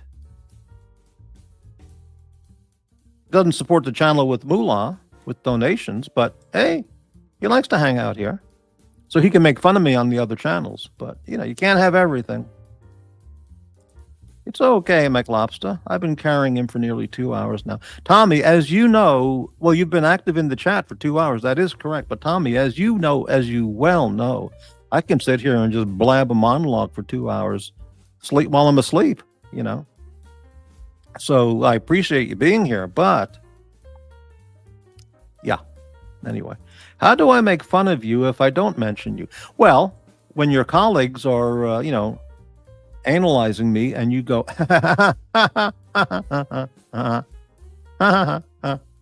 when you giggle at everything, then that's a show of support. So for the analyzing. So I mean, it's simple as that. No, well, I mean, if there's a bank robbery and you're the driver of the car, and your partners go in there and rob the bank and kill people, and you're the getaway driver, you could say, well, you didn't rob the bank, you didn't kill anybody, but in effect you did. So you're not, you're guilty in a bank robbery scenario. So the getaway driver is going to be arrested and is guilty also. Though they didn't pull the trigger inside the bank, they're guilty of the bank robbery and the murder. Maybe a lesser charge, but yeah, they're guilty. So, and I'm not using the word guilt, but I mean they're associated with the bank, the people. So, yeah. It is a horrible analogy. Let me give you an Islamabad, Istanbul analogy. Okay, you're selling Turkish delight in a bazaar in Turkey. Okay, now the guy in the booth next to you. Okay, whatever. All right. I mean, if I were on a, let me give you an analogy. Let's say you're watching a KKK channel on YouTube, and the guy who's hosting is an absolute rabid, fanatical KKK guy, and he's hating. Okay, and you're on the panel, and you go every once in a while, you go, giggle, chortle, giggle, and you're voluntarily on the panel. Well, you're supporting the channel, and ergo, you're supporting the host and his content because you're not speaking out to the contrary. So that's the same concept. That's what I'm saying. But hey, it's okay. Yeah, but that previous one was bad. Yeah. Tommy passes out foie gras and toasted brioche for Halloween guests. I wonder if Tommy's house gets little kid trick-or-treaters. I'm going to guess no, because he's got a gated estate, and one of those New Jersey estates where you have to drive like half a mile from the entrance gate off of the private road until you get to the front door of the house. So he probably gets 0 trick-or-treaters, which, is fine. Who wants to be bothered with that shit nowadays? Based blasting keeps the skin hydrated and youthful. Really? Too much information, McLobster, but that might be a reason they're into it so much over there. Tommy the Giggler. Right. Laugh my ass off. Gee, that made me almost laugh. Oh, okay. Very good. Okay. Mort, why do you think hats lost favor with the masses? Great question, Tommy. Because I really love that style, like 20s, 30. Well, the 20s hats were different, but 30s, 40s, 50s, all the guys wore hats, and they're really hot in summertime, but people wear them anyway back then. The story is John Kennedy didn't wear the hat, like in this picture. And that changed American men from all wearing hats, because when he was in public, he didn't wear the hat. He wore a hat at inauguration type events, very formal, but that was it. So John Kennedy destroyed the American men's hat industry. That's the story. I don't know.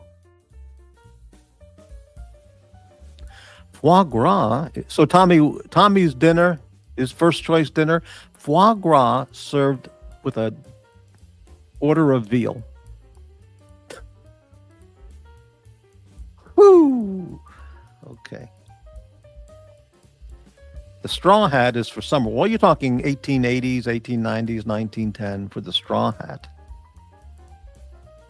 For the most part. Now it's not that common to see a straw hat. Well, it is, but not like it was, Tommy, do you know Lost Worlds? Store in New York City. You'd love the jackets the guy makes. No, I don't know it. Let me take a look. Lost Worlds, New York City. Here it is. Vintage motorcycle and rugged leather jackets. I'm not into motorcycle gear at all. Maybe they have a couple jacket designs that might be cool. I'm looking at them. World War II style leather jackets, bomber jacket, those can be pretty good. Flight jacket. But most of these, no. Just not interested in this at all.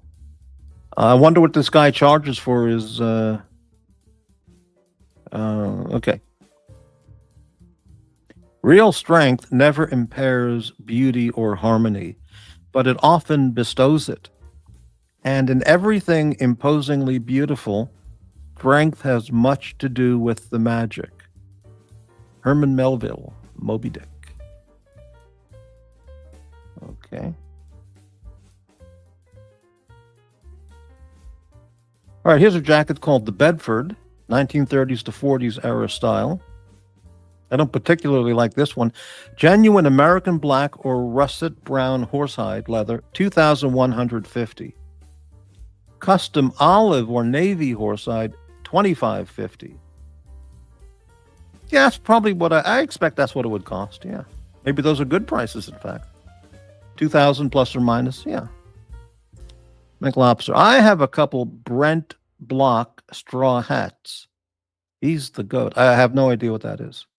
Yeah, I'm not able to screen share other websites. I don't know why that is. I always never get around to experimenting with why I could do that all the time before, and then the last half year, a year, I just can't seem to do it. Something's changed in my computer deal, and that's why I couldn't show it there. A Rufus. Brent Black straw hats. Let's take a look.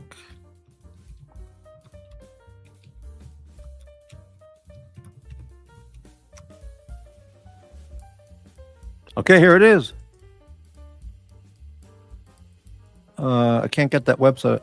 Monte Cristi Panama hats. El Gringo Loco.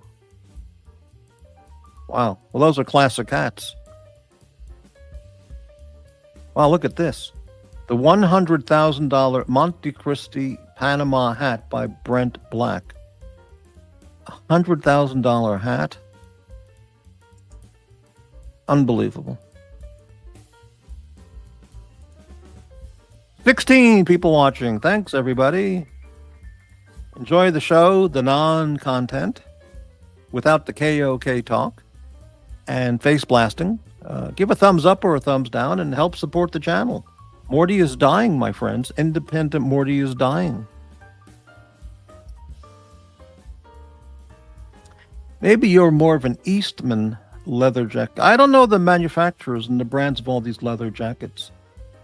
I've only worn, that I remember in LA, we were outside in downtown Los Angeles and it was freezing cold. And this very famous guy said, hey, why don't you put on my jacket for a while? So he gave me his full-length leather jacket. And I have to say it was very impressive. Eastman leather. But I don't recall having specifically gone out to buy a leather jacket. Eastman leather. Eastman leather clothing. Here it is. And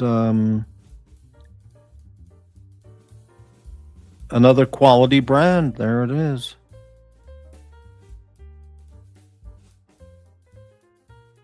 Founded in 1984. $1,500. Yeah, $1,500 to $2,000 is really what you need to pay for something of real quality. Rufus, your YouTube super chats are commensurate with know-how. Learn your craft, Morty. You think?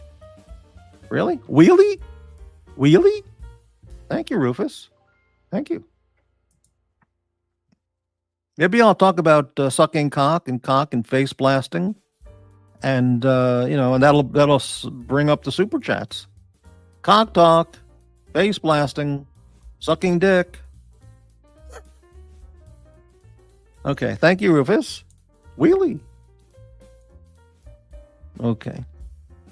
Yeah, I don't have the grifting skills. They call me the grifter, but I'm not a grifter at all. They're the grifters. My God.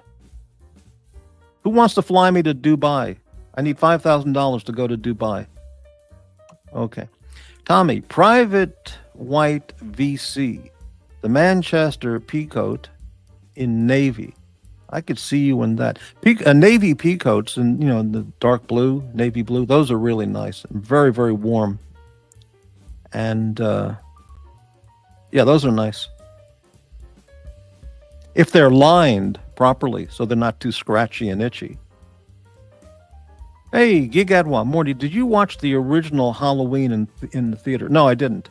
I did see it, but I don't remember. I must have seen it on VHS, maybe. I don't know where I saw it. I did see Texas Chainsaw Massacre in a theater, and that was pretty disturbing. Private White makes quality shite. Okay.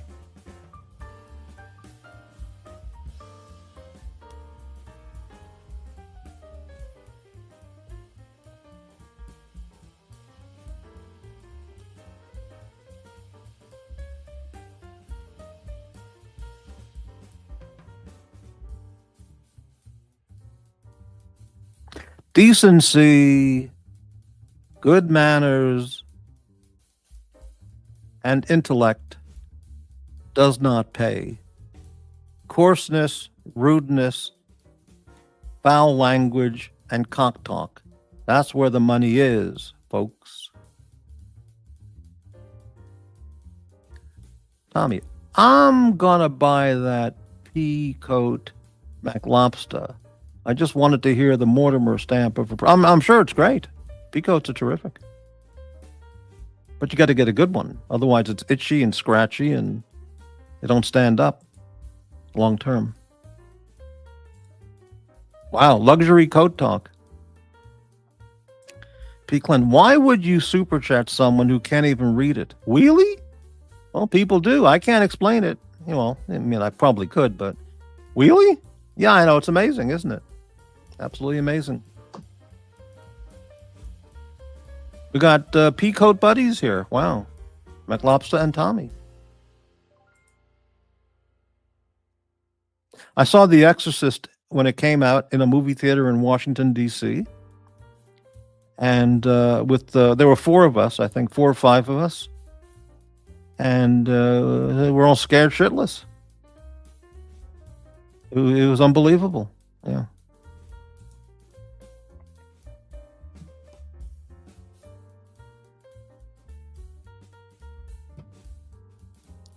You've got Dehan in Oregon making very good coats. Morty.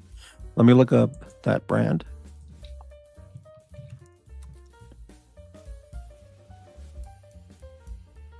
Here it is. Is it Dehan? Dean? Maybe it's Dean. Dean 1920 is the brand. I'll save that and look at it later. Thank you very much for the comment. Exorcist is junk. Well, Tommy, the reason you say that is The Exorcist came out in 1973 or 4. Okay? And since then, that's like 50 years ago. Duh. In the last 50 years, Tommy, people of your age have been exposed to the most vile, filth, porn, blood, killing, raping, mutilating content in the media, TV, movies, magazines. Kill, kill, kill, blood, blood, blood, guts, guts, guts. So to watch a movie like The Exorcist, as it was in 1973 or 4, you can't relate to it. Because their minds have been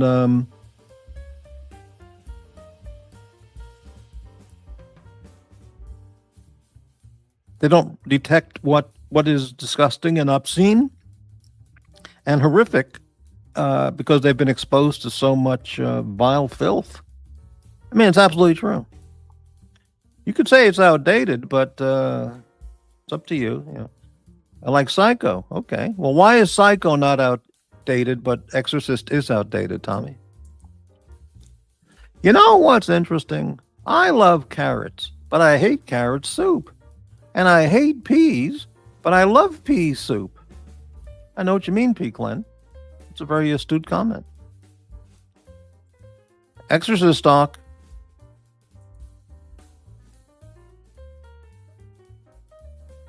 You know what's interesting is corn soup, corn chowder, any kind of soup where corn is the main soup item.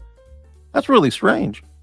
But when I was at the Trump Hotel last year, for lunch I ordered the bowl of corn chowder, and it came with some bread or something, and the iced tea. And that soup was unbelievable. I mean, great. But you wouldn't think corn is a main soup, ingredient. Corn soup sounds weird, but it was great. One is brilliant, the other is stupid. Really? Wow. Okay. Well, fair enough. Maybe. Now Tommy's going to go on the other show or the other, and so you see, Tommy, I was over there for 3 hours helping that struggling, decrepit Morty channel. If you didn't have Tommy, there would have been nothing. It would have been struggling and suffering all night. I can see what's coming, but, that's them. Mortimer, do you own any Patagonia clothing? No, no, I don't. I've seen the brands, I've tried them on, but I don't. I don't have any. I don't have any Patagonia. I don't have any Marmot. Similar brand. Yeah. Fresh cream of corn is great with steak. Oh, yeah, that sounds great. Mm.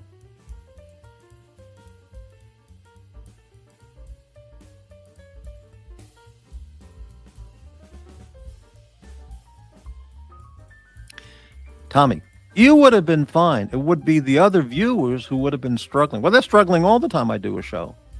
So that's nothing new. No, I don't buy Costco clothing. In fact, I bought one piece of clothing at Costco over the last 3 years, since I was a Costco member, 3 or 4 years. And I bought one flannel shirt like 2 years ago. It was really inexpensive. Well, I'll try it. And made in some who knows where country. And it was cheap, thin flannel, but the shape was all screwed up. It was all fuckus. The sleeves are too long, the bottom is too short. Too short, and the shoulders are too thin, and the shoulders are too wide. The whole thing was just screwy. So I've never worn it because it's just I should give it away to somebody at Goodwill or something. It's just really bad clothing. Well, Tommy, that's an interesting question. Do you have any nice clothes or shoes? You see, yes, I do, but they wouldn't be up to your standards. Okay? But I certainly do. Yeah.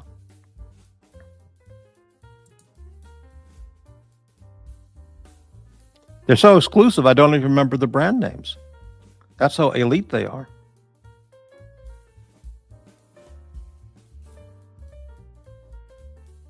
They're so high class, even the owner doesn't remember what brand it is that they're wearing.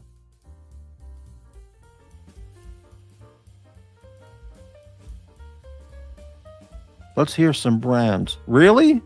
Wheelie? I'll give you some brand names for super chats. We make an exchange. One brand item, one luxury prestige, one real luxury brand item for each super chat. That's fair. That's very fair.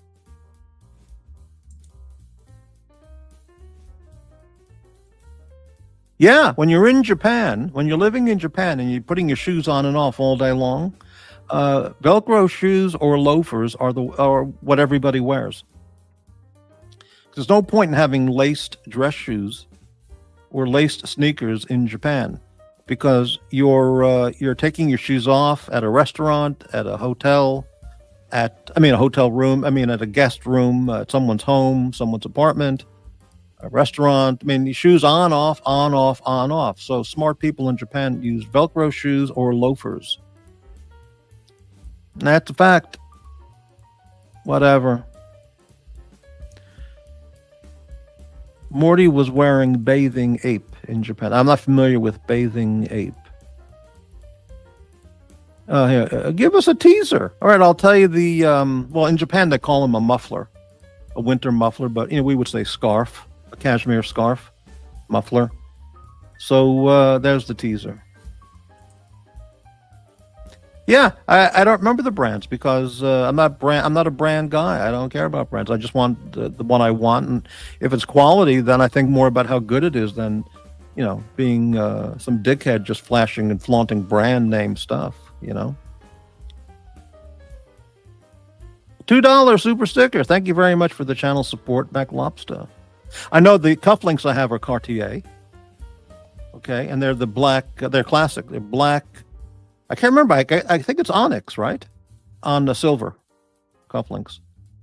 Those are beautiful and absolutely classic. So there's one, Tommy. That was a freebie. But I don't wear a suit anymore, so they just, hopefully knitted in Scotland. Speaking of Japan, Yamamoto is dealing. What does that mean? Designer logos are garbage, but you should know the brand of your... I don't think about it. I'd have to go look in my closet or drawers. What do you call it? dresser drawers to look. For me, LL Bean, it's good stuff, but it's certainly not prestige quality. 1-to-1 tie in the 6th inning, Morty. I've got an Omani tie, absolutely stunning.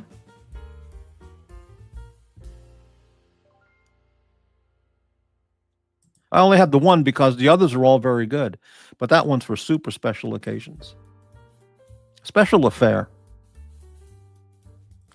I'm a big fan of Brycelands out of Tokyo. All right, let's look up Brycelands.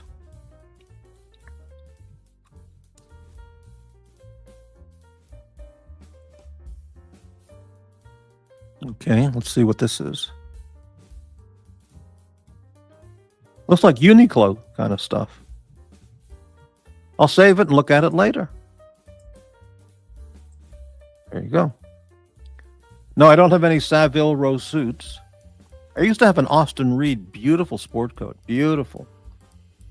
And that was made in Ireland or Scotland, I think. I can't remember. It was beautiful. Yeah. Hello, little Dave. I forgot the names of the brands I used to have had. I just don't pay attention. One began with a D. It's an English brand. Drake's in England, or Churches. No, I'm thinking of Churches. I love their neckties. Back when, okay? Churches. They don't sell as many neckties as they used to a decade or two ago. Was it Drake's? I think it was Churches. Let me see. Drakes. It's going to show up Drake's cakes. Hold on, let me change that. Drake's ties. Drake's. Here we go. Well, they look great, but I haven't. I don't know if I've looked at this website before, because I don't remember Istanbul or Islamabad. So, but I'll look at that later because I used to love shopping for neckties. Back when. Men's Warehouse. Is there still a Men's Warehouse in business? Wow. But there's an English website store, Churches, and Churches England. Let's see what shows up. Church of England. No, that's not it. Churches menswear. Let's try that.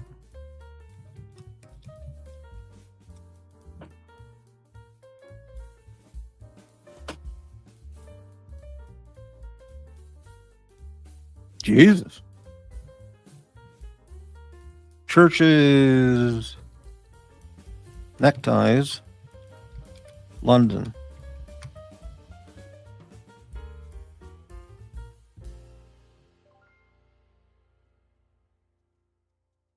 They have, deluxe shoes and all menswear stuff.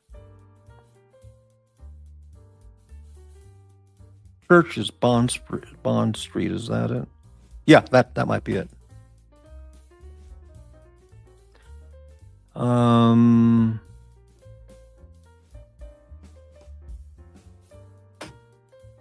Shop.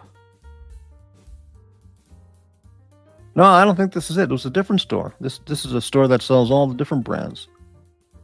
Maybe, I don't know. Whatever.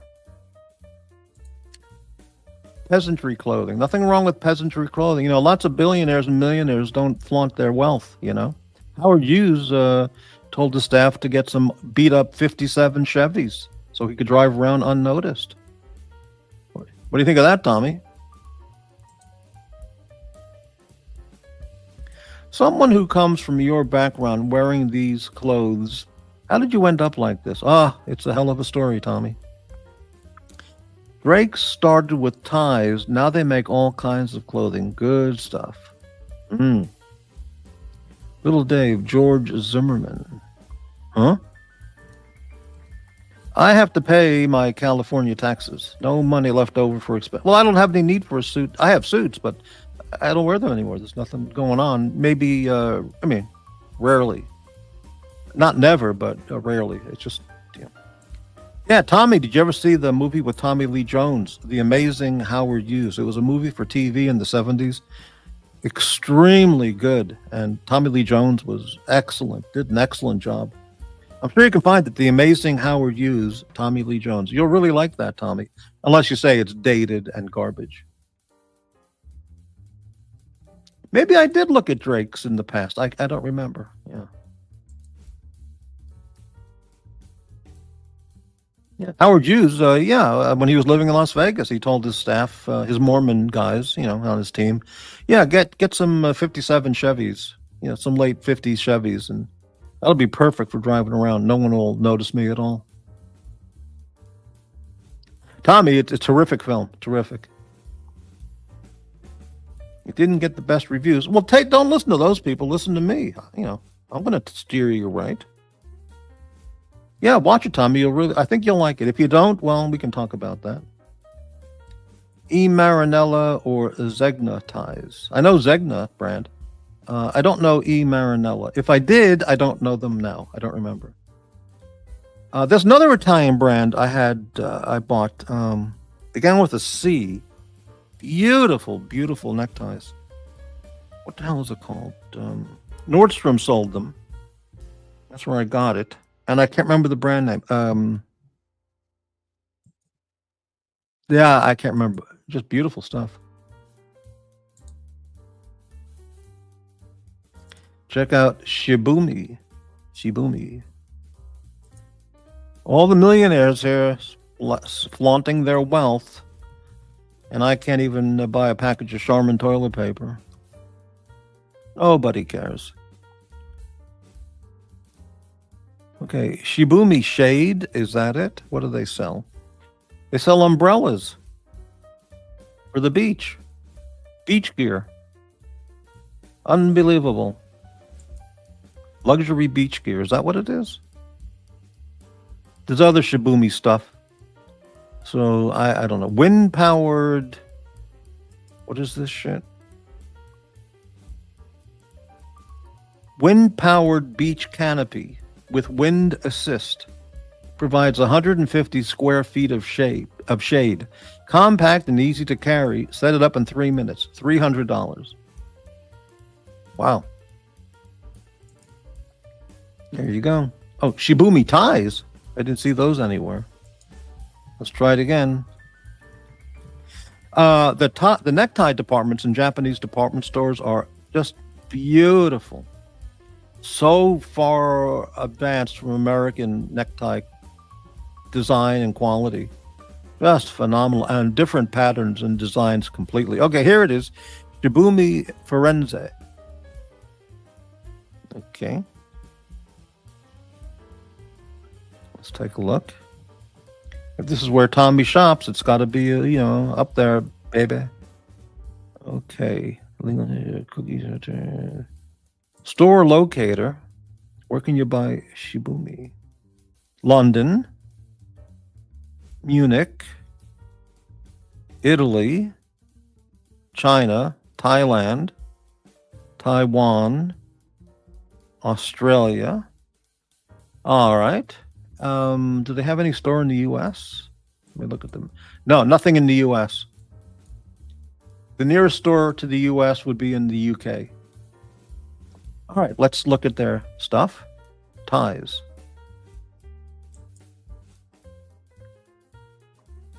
Oh, great looking stuff. Only $159. Very good price. And these are patterns. These are styles I would definitely buy. Absolutely. I'm going to save this website.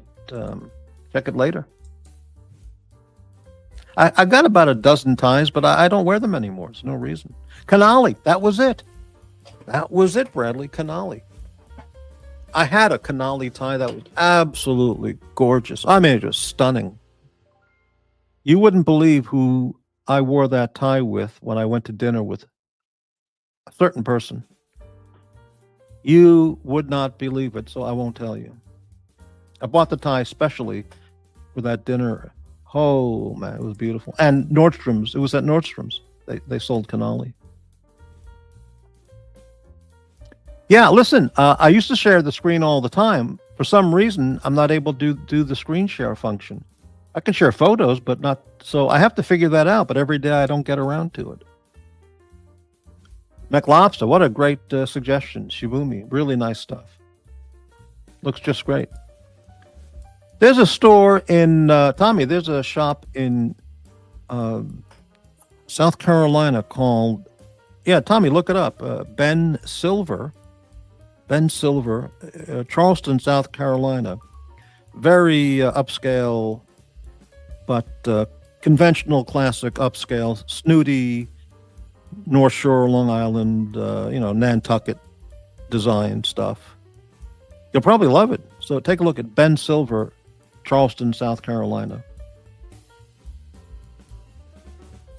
Ever heard the Real McCoys, Japanese brand? No, don't know it. Yeah, I got to fix it, Tommy. And I gave you some prestige brands I own, and you never even gave me 99 cents. I feel backstabbed and slighted. Well, of course, just another day on the YouTube.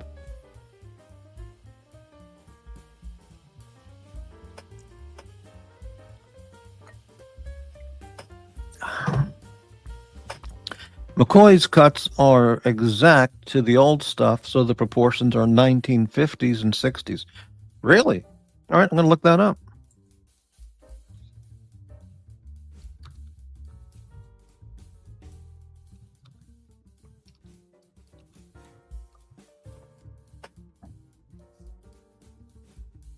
Here it is.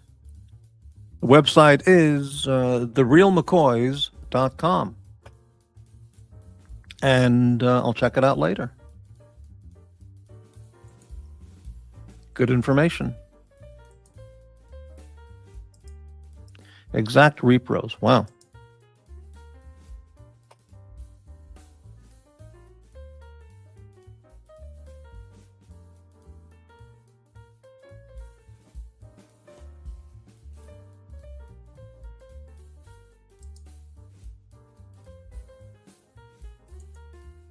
Oh, wrong picture. Don't want to get into that tonight.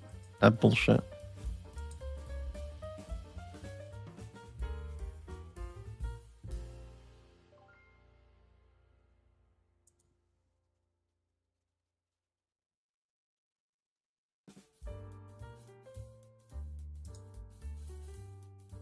Oh, here we go, Tommy. The best shoes in the world are Japanese. Yohei Fukuda.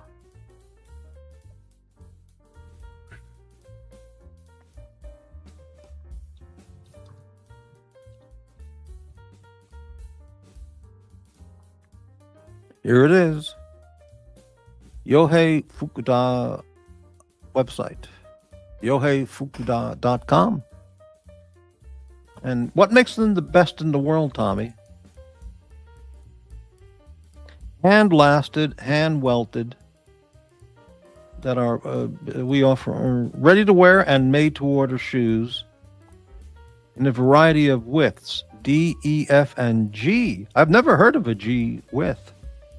That maybe that's like a 4E, maybe. If I go there and say Tommy sent me, can I get a discount? Maybe a 0.01% discount. Card cases, key rings, bags, shoes. All right, I'll save that for later. Good info. Best materials and the best craftsmen. They may charge you more. Oh, you're mentioning Tommy, that guy who never paid his bill? They'll throw me out. They get the Yakuza after me.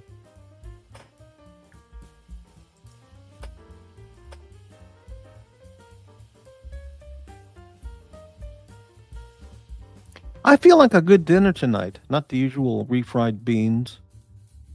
Maybe I'll go to an expensive restaurant and take photos of my dinner, show them on the show.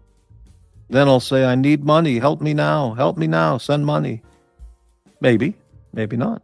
Maybe I'll go for the can of beans.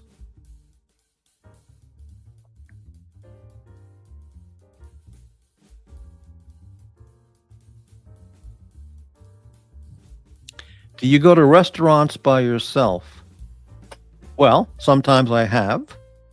When you're traveling, yes. When you're business traveling, that's what a traveling business person does.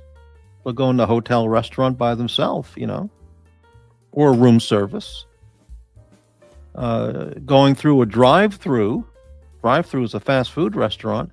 When you go to a drive-through and say, "Give me the Carl's Jr. number 2," whatever, that's by yourself. So the answer is yes, sometimes, and yeah.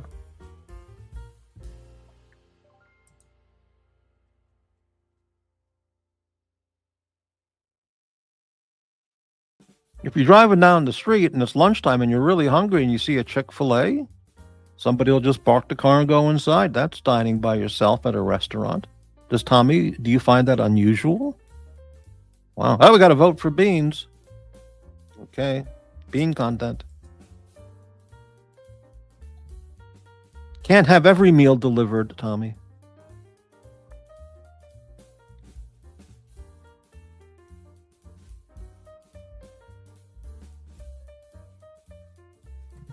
Oh, no, I'm not going out for dinner. It's freezing cold and it's been raining heavily most of the day, so I'm not going to go out tonight. It's not worth it tonight. I got plenty of food here. I'll make beans and Brussels sprouts. Fantastic. Well, tonight, would I go by myself? Yeah, I would, but I wouldn't do that. I would just get a delivery. If I really wanted to go because I really wanted to go, then yeah, I'd go on my own. Unless you wanted to go with me, Tommy. I go to different supermarkets depending on the day and what I'm looking for. So I usually go to one of 5 or 6 different supermarkets. Let me see. 1, 2, 3, 4, 5. 5 or 6, yeah. It all depends what I'm looking to buy. Maybe 7 choices. Yeah. Maybe 8.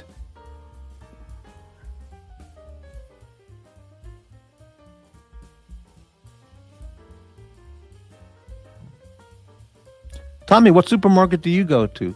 That's right. You don't go to a supermarket. You have your housekeeper buys all your supermarket products, does all your shopping. And that's nice.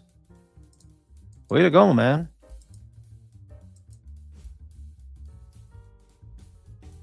"16 viewers. Nothing going on this channel tonight. Nothing going on here. What octane do you put in your car? I don't know what it's called. Well, right now I don't have a car because I don't need one. But when I had a car, I don't know what it is. It's just the regular stuff. Just whatever the regular gas is, that's what. Morty, do you enjoy a tender garbanzo? Sure, why not? Do you accept North Korean pesos? That might be difficult to exchange for US dollars. So as much as I appreciate the question, I'm going to have to say no, because I might not be able to convert those for US. Mm-hmm.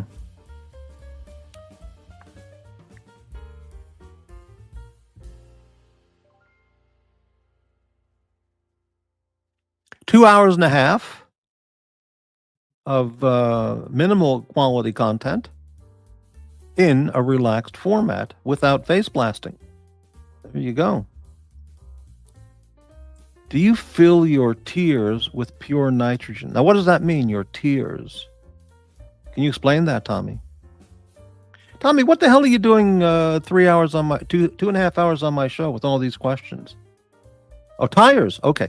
Do you fill your tires with pure nitrogen? No. In the past, when I had a car, I just go to the gas station and use the pump, fill it up. Is there an advantage to using pure nitrogen? Why would anybody even think of that? Tommy, rate Doug DeMuro's 3-piece car collection. Truth.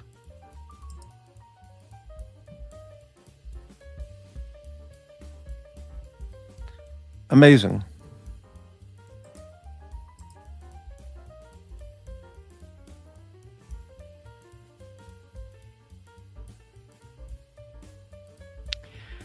Do they still insist on full service only at the gas pump in Oregon? I don't know now. I think maybe they changed the law. First time I came here in the 90s, I drove up with a friend to the gas station and so he could fill up the tank. We were going on a long trip, and he pulls up, turns the car off, and he's just sitting there. I go, "What are you doing?" He goes, "What do you mean?" I go, "Well, you're just sitting here." He goes, "Yeah." Well, aren't you going to get out and pump the gas? He goes, "You fucking moron. This is Oregon. Every gas station, they have a person to pump the gas. You don't do it yourself." I couldn't believe it. Is there such a thing as luxury chili? Absolutely. There's an episode of Columbo where it was the one with one of the ones with Jack Cassidy, where he was stealing Mickey Spillane's story and then killed him. And he's meeting two people at a prestige 5-star restaurant in Beverly Hills. And they offer, "Hey, Lieutenant, get yourself something to eat. Have some lunch."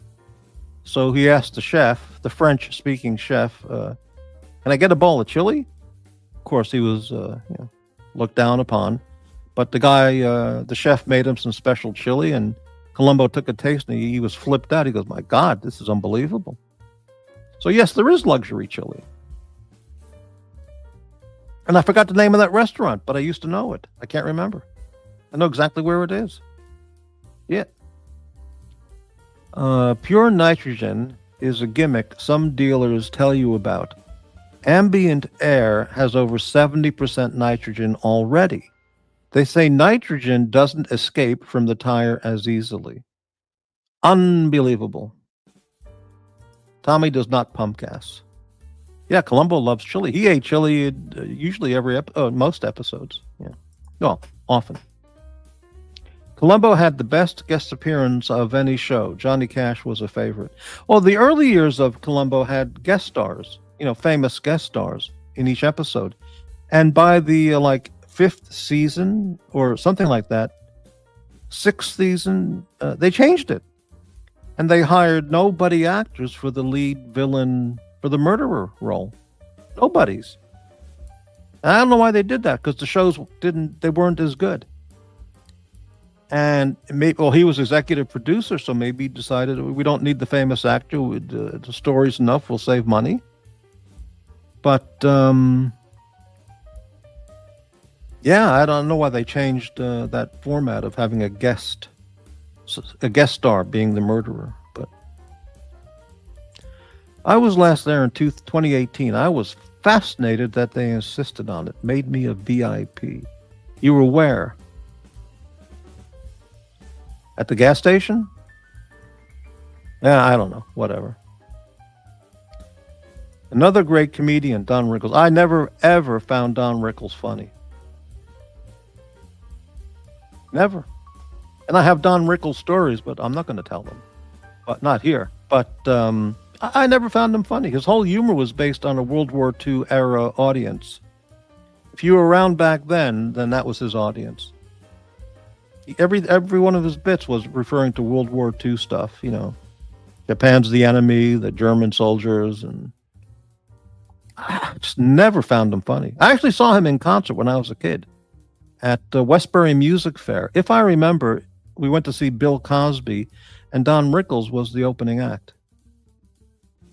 I think so, yeah. But, yeah, yeah.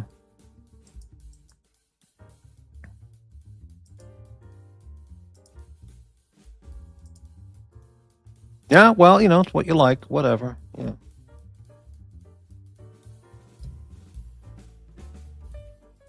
"17 people watching. Hello, everyone. Welcome to the channel of hate and vulturism. Welcome.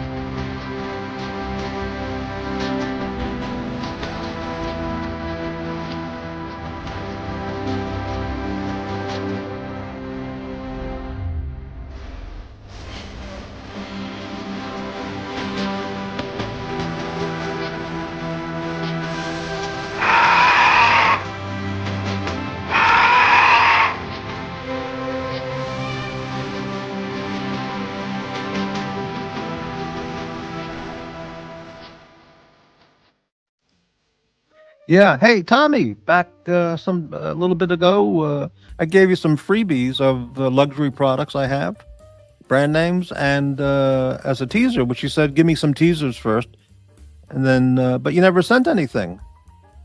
Like the luxury scarf, I was going to tell you about that, but yeah, well, yeah, that's the way it is. Analyzed again. Crappy, do you put your tires in tire warmers before you leave? I don't have a car. I'll have to ask the chauffeur what he does. Tommy, Mortimer, how much of your humor is intentional? It's not important for you to know that, Tommy. It's only important that I know that. Chris F., nice. This is the most inspiring vulture content on the internet. Well, thank you. Thank you very much. Why would someone pay for self-described freebies? It's in the name of... Well, you said give me a couple freebies first. And I did. You're the reneger in a relaxed format. But it doesn't matter. We're okay. Did the vulture wear a scarf in the old Warner Brothers cartoon? Wow, that's a great question. And I seem to remember that, but I haven't seen the vulture Warner Brothers cartoon in a long, long time. I'd have to look it up. Campers, hey man. Ah, great, still open. I'll have the lamb burger with double red onion on an English muffin, please. Oh man, that sounds great. A lamb burger would be, that would really be nice. Very funny. I don't sell veal. I don't eat veal, and I won't be with anybody who eats veal, like on a date. I just won't deal with that. Veal should be outlawed. It really should. Animal cruelty at a upper level, that's just incredible. Fresh English muffins are phenomenal. I agree. In England, they don't have English muffins. So I'm told. Not having been to England, I don't know, but that's what I've heard. They have scones and crumpets and whatever else they eat over there.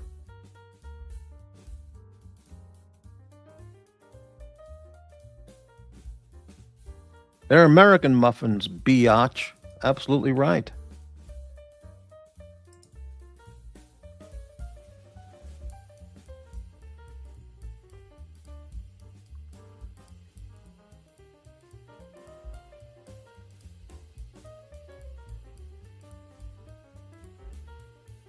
I don't know whether to go downtown to the Hilton. They have a nice restaurant at the Hilton. I don't know whether to go to the Hilton for dinner or just go to the Taco Bell drive-thru or just have a can of beans at home. I don't know what to do. Crumpets suck. I only had a real crumpets made by an English person once. They're like, okay.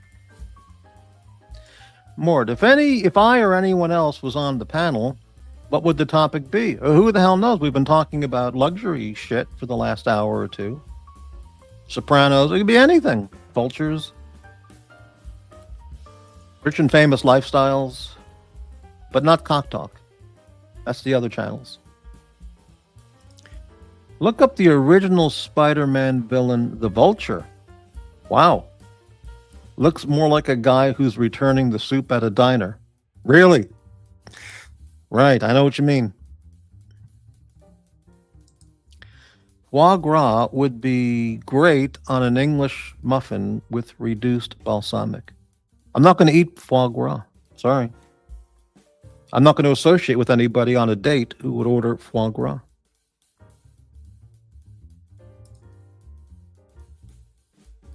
Ever have bone marrow toast?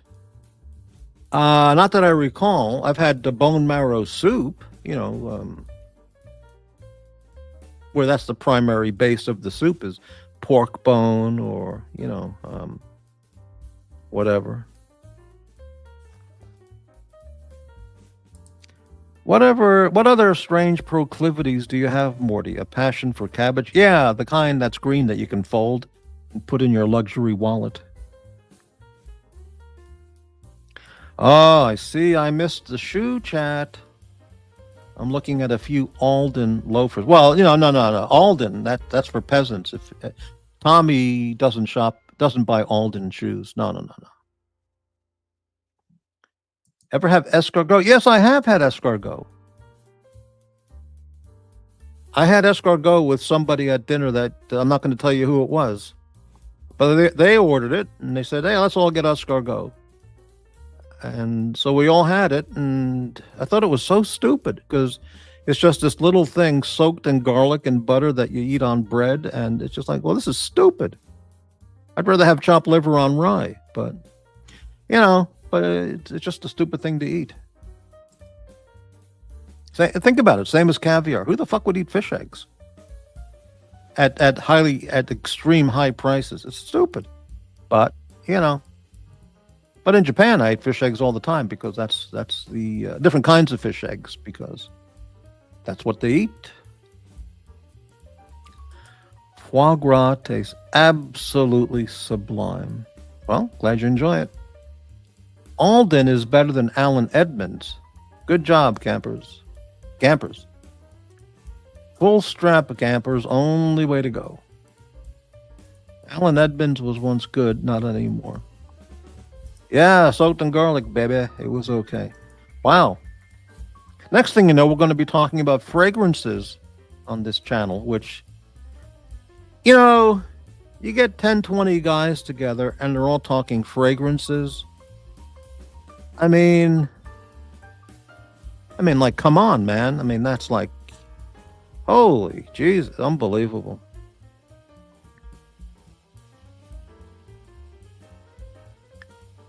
Mortimer, when you end tonight, stay on StreamYard. Well, I have a StreamYard. I used to be on watch Nicholas's StreamYard. And a year or two ago, maybe a year and a half, I don't remember. And I asked him, I said, because he told me about it, and I said, what do you do on StreamYard? He goes, nothing. Just show pictures of watches and stupid stuff. And I said, really? Well, then why do StreamYard? He goes, well, I mean, Discord. And I said, well, okay, so I get it, Tommy. Yeah, so I signed up for Watch Nicholas's Discord. Now, yeah, I mean, some people go there and post stuff, pictures of watches and some memes and stuff, And 3 months ago, I went to look at his Discord, and I was removed, banished, branded. Like Chuck Connors, branded, and I couldn't get on it. I was removed. The Watch Nicholas Discord. But I get your message, Tommy. Okay, I'll do that. I have a pair of trickers, too, that are considered country. Will outlast me. I don't know what trickers are. Do you have a favorite type of malt liquor? No, not me. That's for sure. You mean like Old English 800 or Colt 45? Disgusting. I only drink premium German, made in Germany beer. Chris F. True, Gampers. I have a couple pair of AE Alan Edmonds from a decade ago that are awesome. Sad they've gone downhill. I'm having some smoked Gouda at the moment. Delightful aroma. Smoked Gouda is great. I don't like smoked Gouda because I find it addictive.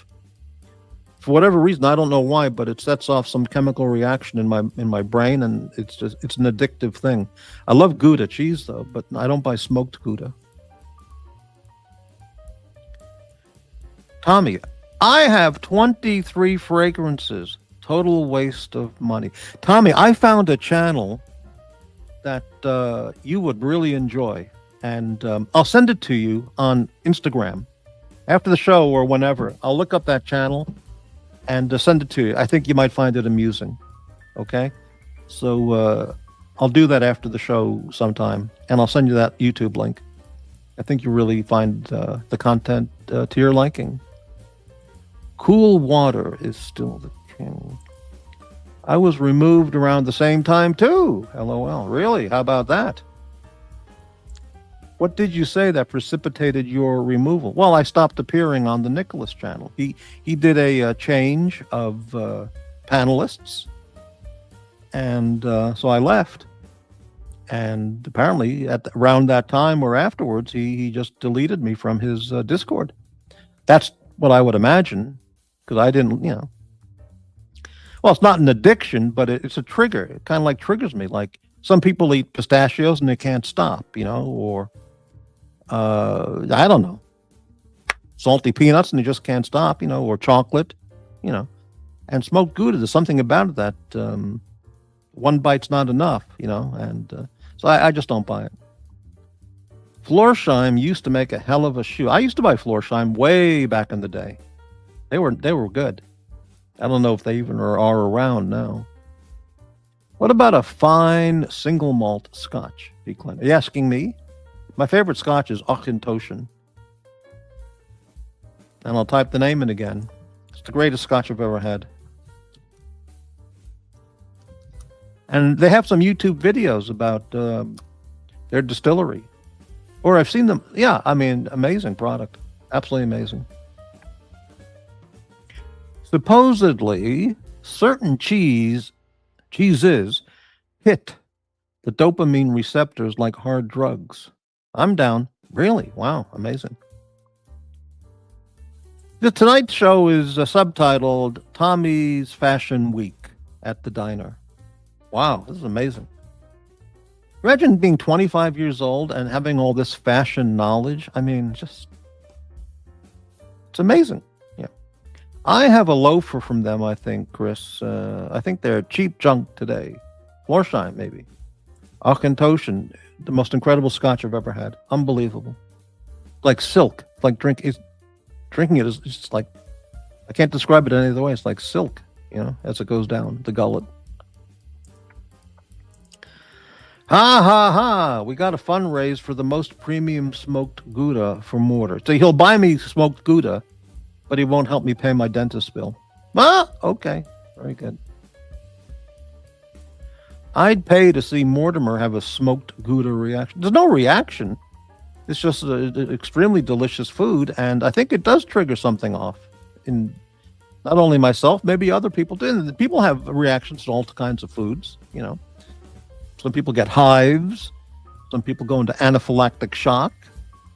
Some people get intestinal gas and all kinds of reactions. And smoked Gouda is a food I just don't eat because it's as delicious as it is. I just rather not be around it. That's all. The Euros have us spanked in the cheese wars. Cheese wars. Holy shit. More fashion flaunting. I have a few pair of Mephisto, which are great for daily wear at work, mixed with Cheney and Loke. Is that what it is? Okay, yeah.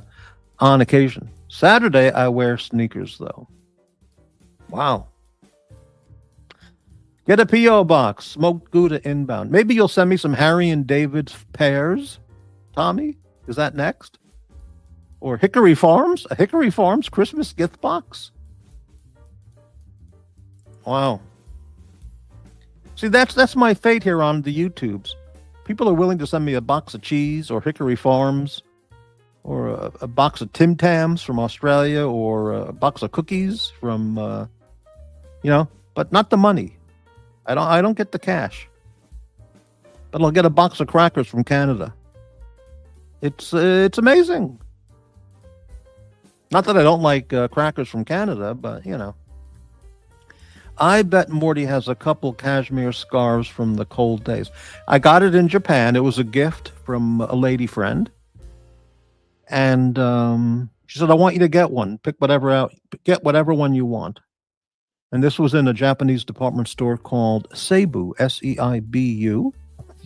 Just beautiful stuff. And a men's necktie department in a deluxe Japanese department store it's mind-blowing. You can't believe it. Compared to like Macy's or Nordstrom or even Brooks Brothers. You just can't believe it. And so I looked at all the scarves and I said, okay, I want this. I'll get this one. She said, that's the one you want? I said, that's the one I want. And it's from Paris. It's a Paris designer brand. I'd have to go look in the closet to find it to see the brand. But if Tommy gives me 99 cents or 999 cents, I'll look it up. Mac I'm feeling kind of deviant from this Gouda. May have to rob someone so I can get some more. Yeah, I know the feeling. Yeah, but where's this cashmere from? Vintage Scottish cashmere, the only way to go. I don't remember which one it was, Tommy. It was their basic variety, the basic one. They have a whole lineup, but it was just the basic. So I don't know, but I've only had that one, and it was unlike any other whiskey scotch I've ever had. It was unbelievable. It was sexual.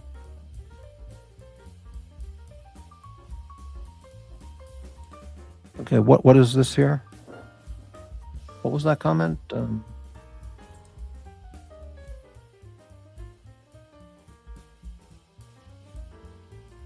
I can't make out what that means. Well, Vulture. Vulture is still in fight. Yeah, we're Team Vulture, man. Yeah. No, it's not from Scotland. It's some Eurotrash country. Maybe France. Probably it's French. It is French. It's from France. Yeah. Time to pony up, Tommy. As for sock talk, Falk or Pantherella are nice. I used to buy when I was in Japan. I used to buy I think it was Calvin Klein. They made some very nice socks. That one with the suit, and very, very nice. Yeah, almost orgasmic. Hey, 99 cents. Woohoo! Tommy, 99 cents. Holy moly. Wow. Oh, man, I'm so happy.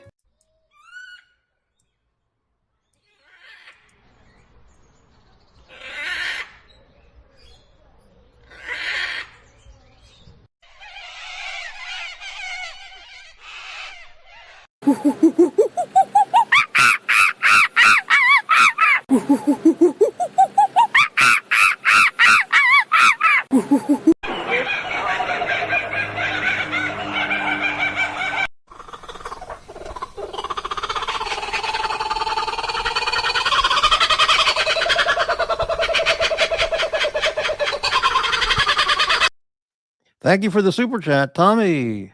Fantastic. Fantastic. Just great. Wow. Beautiful. Thank you, Tommy.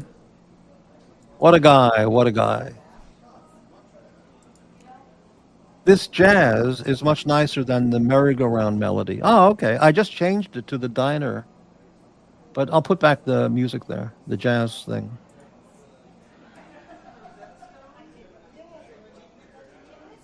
If I can find it.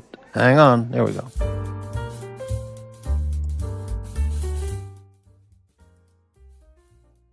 There it is.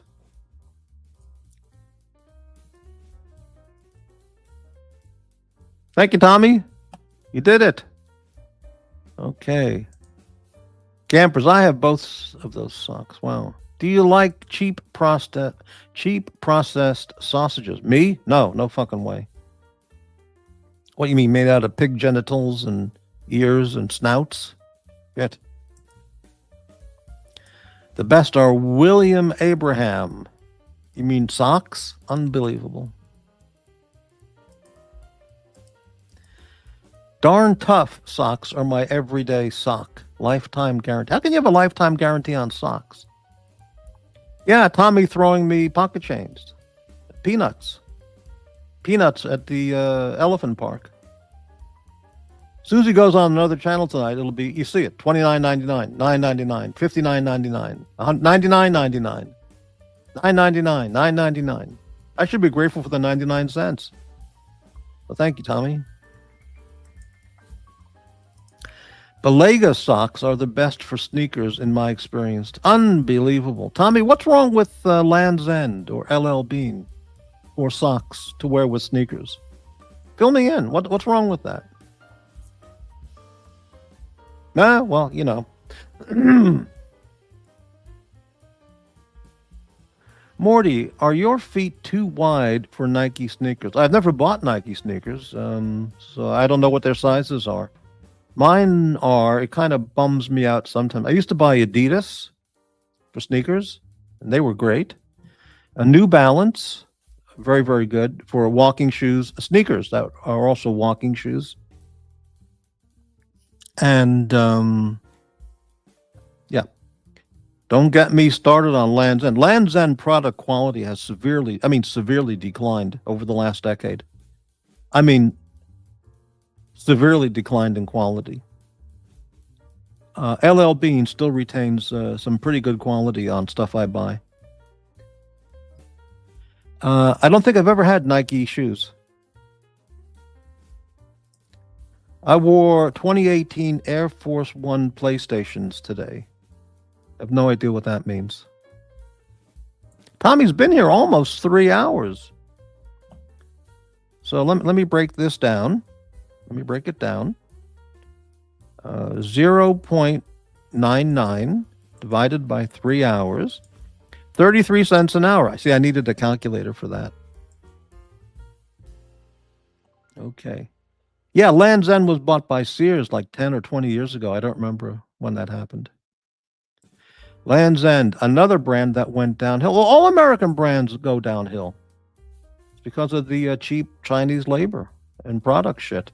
And Walmart. Walmart's responsible for Americans just buying slave made in China shit, you know. Land's End, another brand that went downhill. If can find their rugby shirts, don't do it. I have a Land's End rugby shirt. I used to wear it a lot. It was really good. I mean, Land's End? Yeah, I think. No. LL Bean. It's an LL Bean rugby shirt. I wore that a lot back when. I don't know about their shoes. Sears is faked. Morty, why don't you partake in Tommy's political streams? One, nobody ever asked me. Two, his political streams, they're not my kind of political streams. I'll just put it that way. But a reasonable question. Yeah.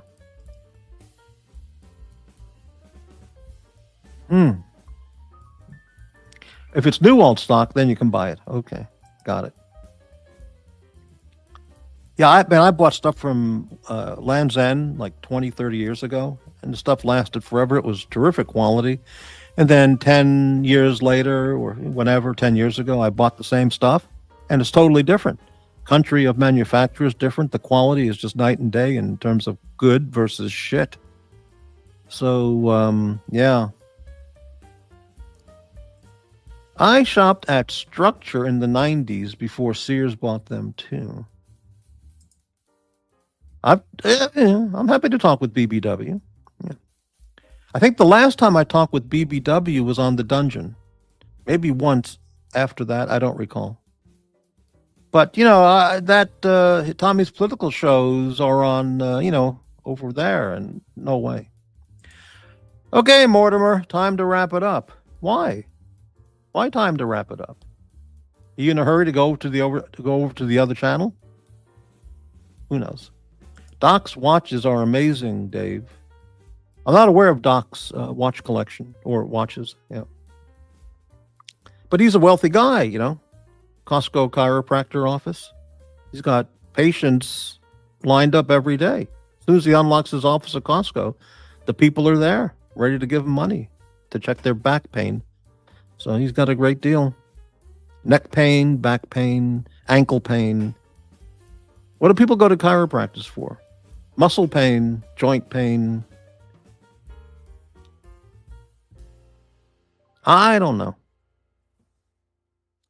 Yeah, Tommy keeps saying that Doc BBW is way more MAGA than I am. I don't know why, Tommy, why you say that. I mean, I don't know. But whatever. Now jeans can be tough.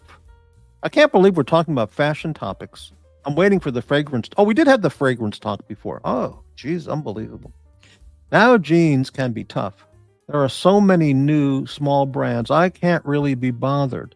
Last good brand for me was Raleigh Denim. I never heard of Raleigh Denim. Don't know.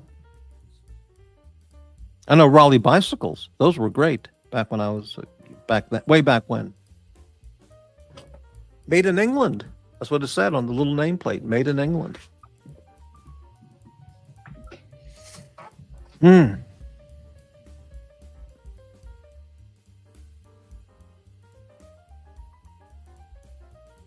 That's going to be the talk over there tonight. Yeah, Tommy's going to say, yeah, I gave Morty 99 cents. Yeah, I dug down deep and threw him 99 cents. And then they'll do 1 hour content out of that. McLobster. Morty, do you think Melinda Gates is... Oh, cock talk. Here we go. Ask for the other channel, Mac Lobster. Yeah.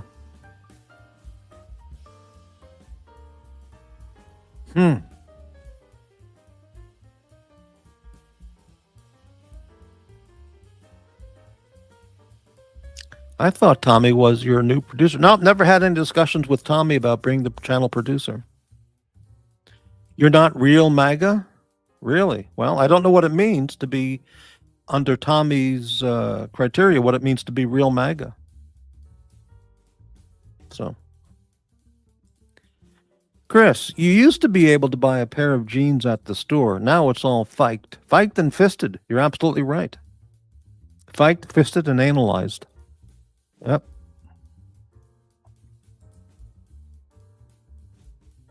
I wonder if Tommy wears corduroy pants in the winter. Or a corduroy shirt. That would be a great question. Or a flannel shirt. That's a great question. Melinda Gates' giant hog is a foundational belief of MAGA. Well, I'll leave that topic to Tommy. You can do a show on that. Tommy does wear flannel. Okay. Tommy, where would you buy a flannel shirt for the winter season? Where would you buy it? Where would you buy one from? Can you tell us?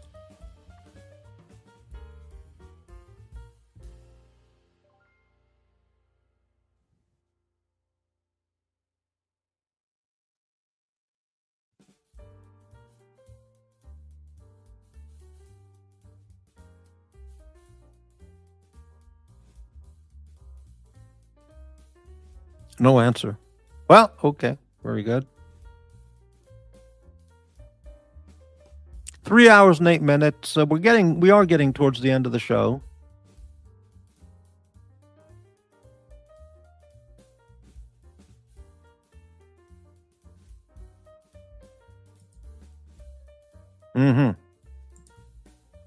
Flannel shirts in winter are just great.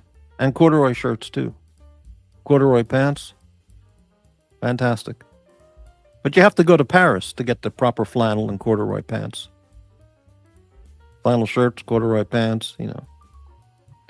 Ironheart is where he gets his flannel shirts. All right, let's look up Ironheart.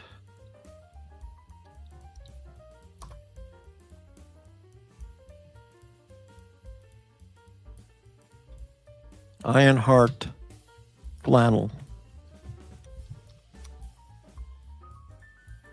Here it is. Unbelievable, but true. Two words, ironheart.co.uk. Ultra heavy flannel. About Ironheart. Shinichi Haraki established Works Inc. and the Ironheart brand in 2002. After 20 years in the garment industry in Japan, blah, blah, blah, office in Shibuya. Ironheart stores are in Tokyo, Osaka, Nagoya, and Kojima. Wow, okay, I'm going to save this page and look at this stuff. If it's that nice, Tommy, maybe I'll buy a flannel shirt off of this website. I'll check it out. That's really good info. Would you drape yourself in velvet if it was socially acceptable? Well, I love to be ensconced, totally ensconced in velvet, but you can't really do that in public. Ultra heavy flannel is too much for California. That's true. Here, like today, it's freezing cold. Yeah. You could argue what I had on today was a flannel, I guess. Flannel talk. Wow. Morty, Tommy really owes you a panel visit for the show Wind Down. Kind of like what Doc does. Really? Flathead is good too. Let's look up flathead flannel.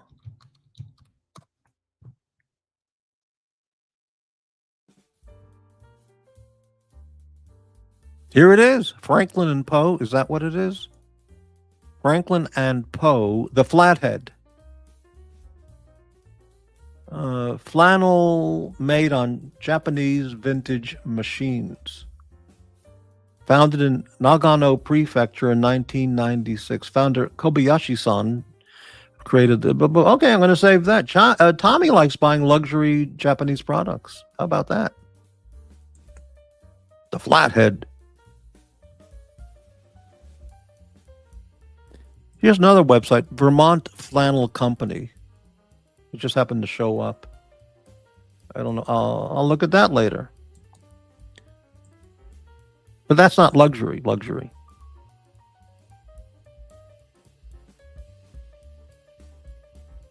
Okay, we got that. Very good. Let's continue on. Let's see. I think Ron recommended Filson to me. They're in Seattle. When I lived in Seattle, I visited the Filson stores in the south of downtown, south of Sodo, they call it, south of downtown. And the stuff was really good. And a lot of it they made right here in Seattle, right there in Seattle. Then I went back years later and it was all Chinese shit. Though some of it was still nice, most of it was Chinese crap. Or Chinese stuff. I don't know all these Japanese brands came over here, plundered the great American vintage jeans flannel and copied it. Right. Pendleton, from Eastern Oregon, Pendleton. They make almost nothing in actual Pendleton, Oregon anymore. It's all from China and other countries. Amazing. P Clan, how you doing, P Clan? $1.99 super sticker. Thank you for the channel support, P Clan. It really means a lot to me. Thank you very much. They mostly bought defunct brands, Gampers. We should be thankful. Dirk Diggler, hey man. I like the Japanese jeans, but expensive. Oh, here we go. Insult. Right. They revere good craftsmanship and simply copied it. Tommy, are you into luxury pens? If you are, do you have a Japanese luxury pen? Made in Japan, Japanese, master craftsman, artiste, luxury brand, writing instrument? They mostly bought the phone. No, Dave, I have to get biggest size they have, but Filson and Pendleton are for us better. Okay. Is Patagonia an okay brand to you? I have tried on Patagonia. They had some Patagonia stuff at REI, and it was very nice. It was good, but I bought Columbia. I was looking at fleece jackets, fleece vests kind of stuff, jackets, and I went to the Columbia store, which is flagship stores here in Portland, and Columbia's good brand for me. I like their stuff. Not everything, but if I look long enough, I'll find something I really like and I buy it. So, and luxury wise, Patagonia is levels above Columbia, or prestige wise. Nudie jeans are for those who are light in their loafers. Tommy is a Ralph Lauren and Brooks Brothers guy. I like Brooks Brothers. I used Brooks Brothers for underwear, ties. My wallet is from Brooks Brothers. It's a fantastic wallet. And I looked for a long time for a new wallet, and it's absolutely superb. How thick does a pair... Did somebody somehow get the impression this was a channel about fashion and menswear? Don't know. Whether they replicate American styles or not, Americans are mostly too lazy to match their kind. Every Mexican owns a Pendleton? Really? How about that? Hey, we're up to 20 viewers. Wow, okay. I'm wiped out from 3 hours, 15 minutes of fashion talk and perfumes and whatever else we talked about. Beans, I don't know. How can you say that, Dirk? Every Mexican owns a Pendleton? They have Pendleton stores in Seattle and Portland and shopping malls, but the stuff isn't what it used to be, what they built their reputation on. Actually made in Pendleton, Oregon. It's all imported from China or whatever. I'm here for the roast. Oh, nice. Tommy's very talkative tonight. He's preparing material for the other channels here. This is what happens when you have the chat guide the convo. I'm guiding the convo, baby. I'm the chat convo. I'm the chat guider, baby. Baby. Visited the town of Pendleton once. Super cool cowboy town. I never got out to Eastern Oregon because it's very little to see out there. You know, it's so rural. But I wash my jeans every 5 years. Spoken true Hell's Angel style. There you go. Yeah, Chris, what is? Nothing is made in America. Well, some things are. You know. Yeah, well, little Dave, yes. I mean, you know, if he's enjoying himself, what can I tell you? You know, it's very sad. It's not a reflection of me, you know. It's a reflection of those people. Very sad. But, you know, none of my business.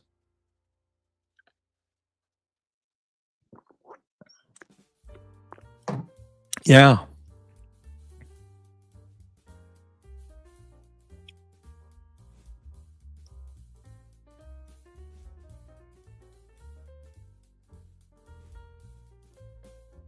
I'm going to end the show at 8 o'clock p.m. So 12 minutes or so. That'll round it up to a nice 3.5 hours. And believe it, 3.5 hours of Tommy, not on the panel. Unbelievable. Americans are still making superb cutlery. Really? You know, when you buy the famous German brands of cutlery, you have to check the package because a lot of those German brands are made in like Spain or other countries. They're not the German brand knives and stuff made in Germany with German steel, German craftsmanship. So like Henkel's or whatever the brands are, check the package because they have different lower priced items made in other countries. Just saying. Darth Diggler, my woodworking tools are German and Japanese. My table saw and bandsaw are Powermatic, and that was made in Taiwan. Good quality. Little Dave, end it so we can watch the other verbal diarrhea. Well, if you like your diarrhea, there's plenty of it out there, you know, in a cock talk, bass blasting format. Chris F., upvote and send monies now to keep the diner open late. I'm really tired, Chris. I've had a hell of a day. And a 3.5 hour show about, well, you know, whatever. Yeah, I'm not doing any late night shows anymore. I decided about a week, within the last week, I'm not doing any shows after 10 p.m. Been there, done that. I'm going to start reading books at 10 p.m. I'm going to read the classics. You know, the real classics. That'd be perfect for setting the mood to go to bed. Right. Same with what's that? Boker knives. Don't know Boker knives. Lacoste. You call that luxury? Lacoste? Right. Yeah. McLobster, hey, thank you very much for the super chat, $2. Thanks for the Metro session. Jumping on phone call. Thank you very much. Metrosexuals are welcome here on the channel. Snap-on for tools, especially aviation variants. You bet. The only tools I have, I think I bought on either Amazon or Home Depot. Home Depot in person or Amazon when I just wanted to get something delivered the next day or something. I bought a wrench on Amazon. Man, it's unbelievable. It's incredible quality. I mean, I'm not a tool guy, but it was amazing. I mean, it is amazing. Anyway, I had one of those metal credit cards, an Amex card. It's metal. It's not a plastic credit card. It's a metal credit card. And I got the replacement card, so I put the metal card in my shredder, which was not a smart thing to do because I don't understand why they make credit cards, metal credit cards. I mean, it's just stupid. Anyway, so I put the metal credit card in the shredder, and it jammed. It went in like a quarter inch, and then it just got fucked. About a half inch. It was fucked, and I couldn't yank it out. I unplugged it, and I was pulling and pulling. I couldn't yank it out of there. I couldn't get it out. So I bought a wrench on Amazon. Really great wrench, whatever. And when it came the next day, then I went pulling on the credit card to get it out of the shredder, and I just pulling, and it came out. So yeah. So what are your air times? 4 or 5 o'clock is a great time to start. Wrap it up at 7, 8, maybe 9. So 4 o'clock to 9 o'clock in that time zone, in that time period. We can't all be reading the classics, Professor Highbrow. Well, you don't have to be a professor or a highbrow to read a classic book. I mean, nowadays people think Harry Potter's a classic, classic literature. Most of Morty's donations are from behind the scenes, like that one guy. Ah, really? Sometimes, but only sometimes. Well, I bought a new paper shredder because that destroyed the other one. And I had that one for 10 years. The brand name is Royal. And man, what a workhorse that was. But that credit card thing destroyed it, basically. So I did some research, and I bought one on Amazon. And it is really excellent. I mean, it's a bigger basket and quieter and faster. Really, really good. I'd have to look over and see what the brand name is, and that's too much effort, unless I got a 99-cent super chat. Otherwise, I won't tell you the brand name. But it's really, really good.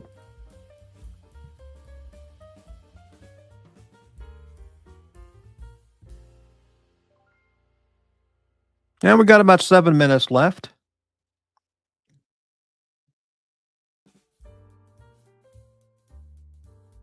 I wonder if Tommy's ever eaten at Taco Bell. You think he's ever eaten Taco Bell slop?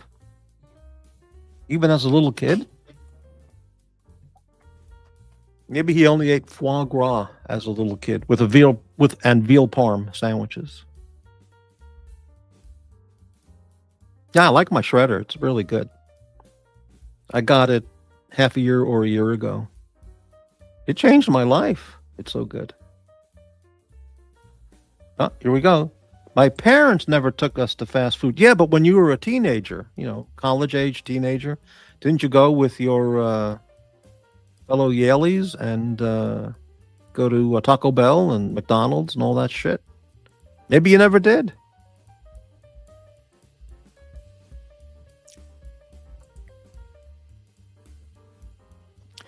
Never been to Taco Bell. There it is, folks.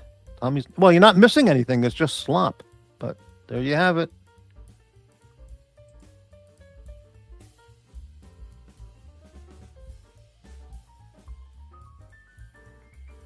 Yeah, Tommy's so far above most of society. He would never step foot in a Taco Bell, let alone eat that slop.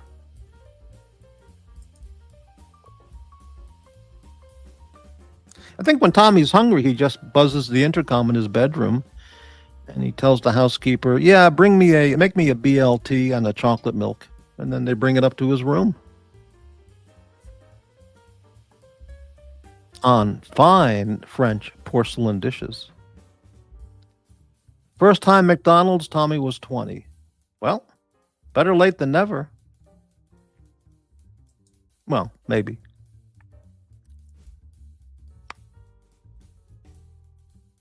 So we can assume Tommy's never had a White Castle experience. Or a Long John Silver, or any of those other places.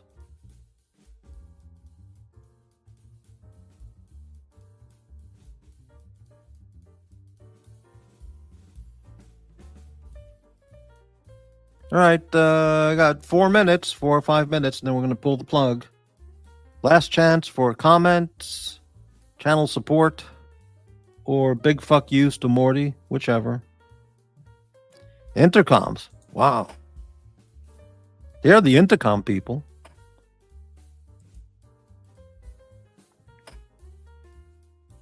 I know what Watch Nicholas is going to say if he does a show from Montauk. He's going to go, I thought Montauk was upstate New York. I didn't know this was Montauk. I'm waiting for that. He says he's going to Montauk and has no fucking idea where it is. I mean, well, he's a Californian guy. What can I say?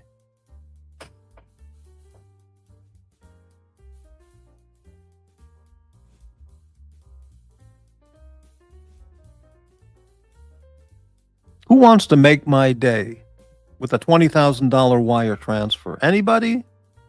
Anybody want to help me out? Or do you just want to keep seeing me struggling, crawling on the floor? Well, that's what they are. Yeah. Cash App, baby. That's the way to do it. Cash App. Completely anonymous. You can send cash, stocks, or you can send stock, shares of stock, Bitcoin. Amounts over $1 accepted. Gratefully. I want to see you have smoked Gouda. I can eat smoked Gouda, no problem, Tommy, but I don't buy it.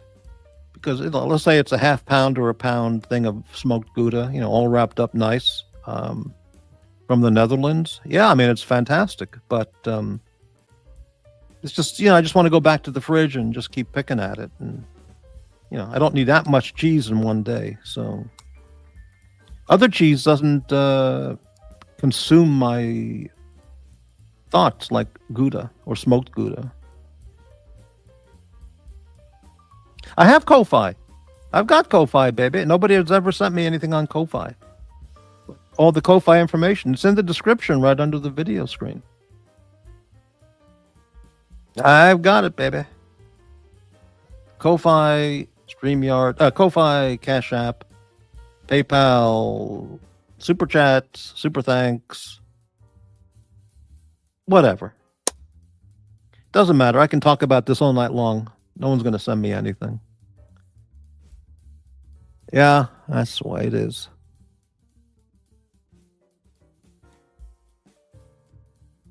Pretty dreadful content tonight. Tommy first had McDonald's at age 20. That's the highlight of the evening.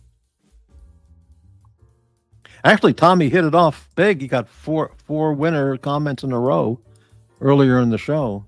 He was 4-0 just getting started. So, the other guy pumps the links out like crazy. Well, I mean, he's a young guy, He's into pumping the links. I'll mention it here and there, and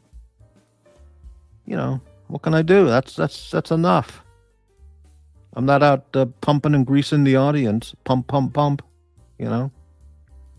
Pumping, pumping, pumping. So yeah, he does what he does.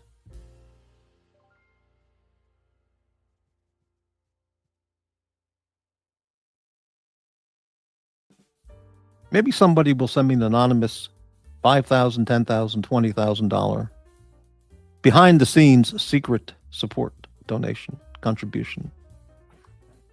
Nah, maybe not. Okay, I think that's it. Well, we're going to wrap up the show. I want to thank the people who gave donation support, contribution support to the channel. Thank you all very much. And thank you all for watching the show. Thank you to Tommy, who was the lead chatter tonight. Had a bit of a conflict there with Tommy and Forbin earlier in the show. It was getting hot and heavy there, but yeah. And memberships. Yeah, join the channel. Get a membership. Starts at $1.99. You get the entry level cup of tea membership plan. Buy memberships. It's painful to the only one. Don't know.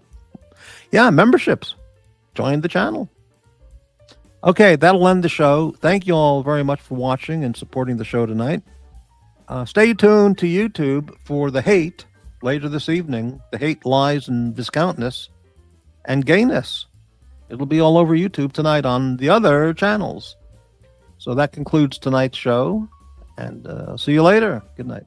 And I'm going to hang on. Tommy said hang on.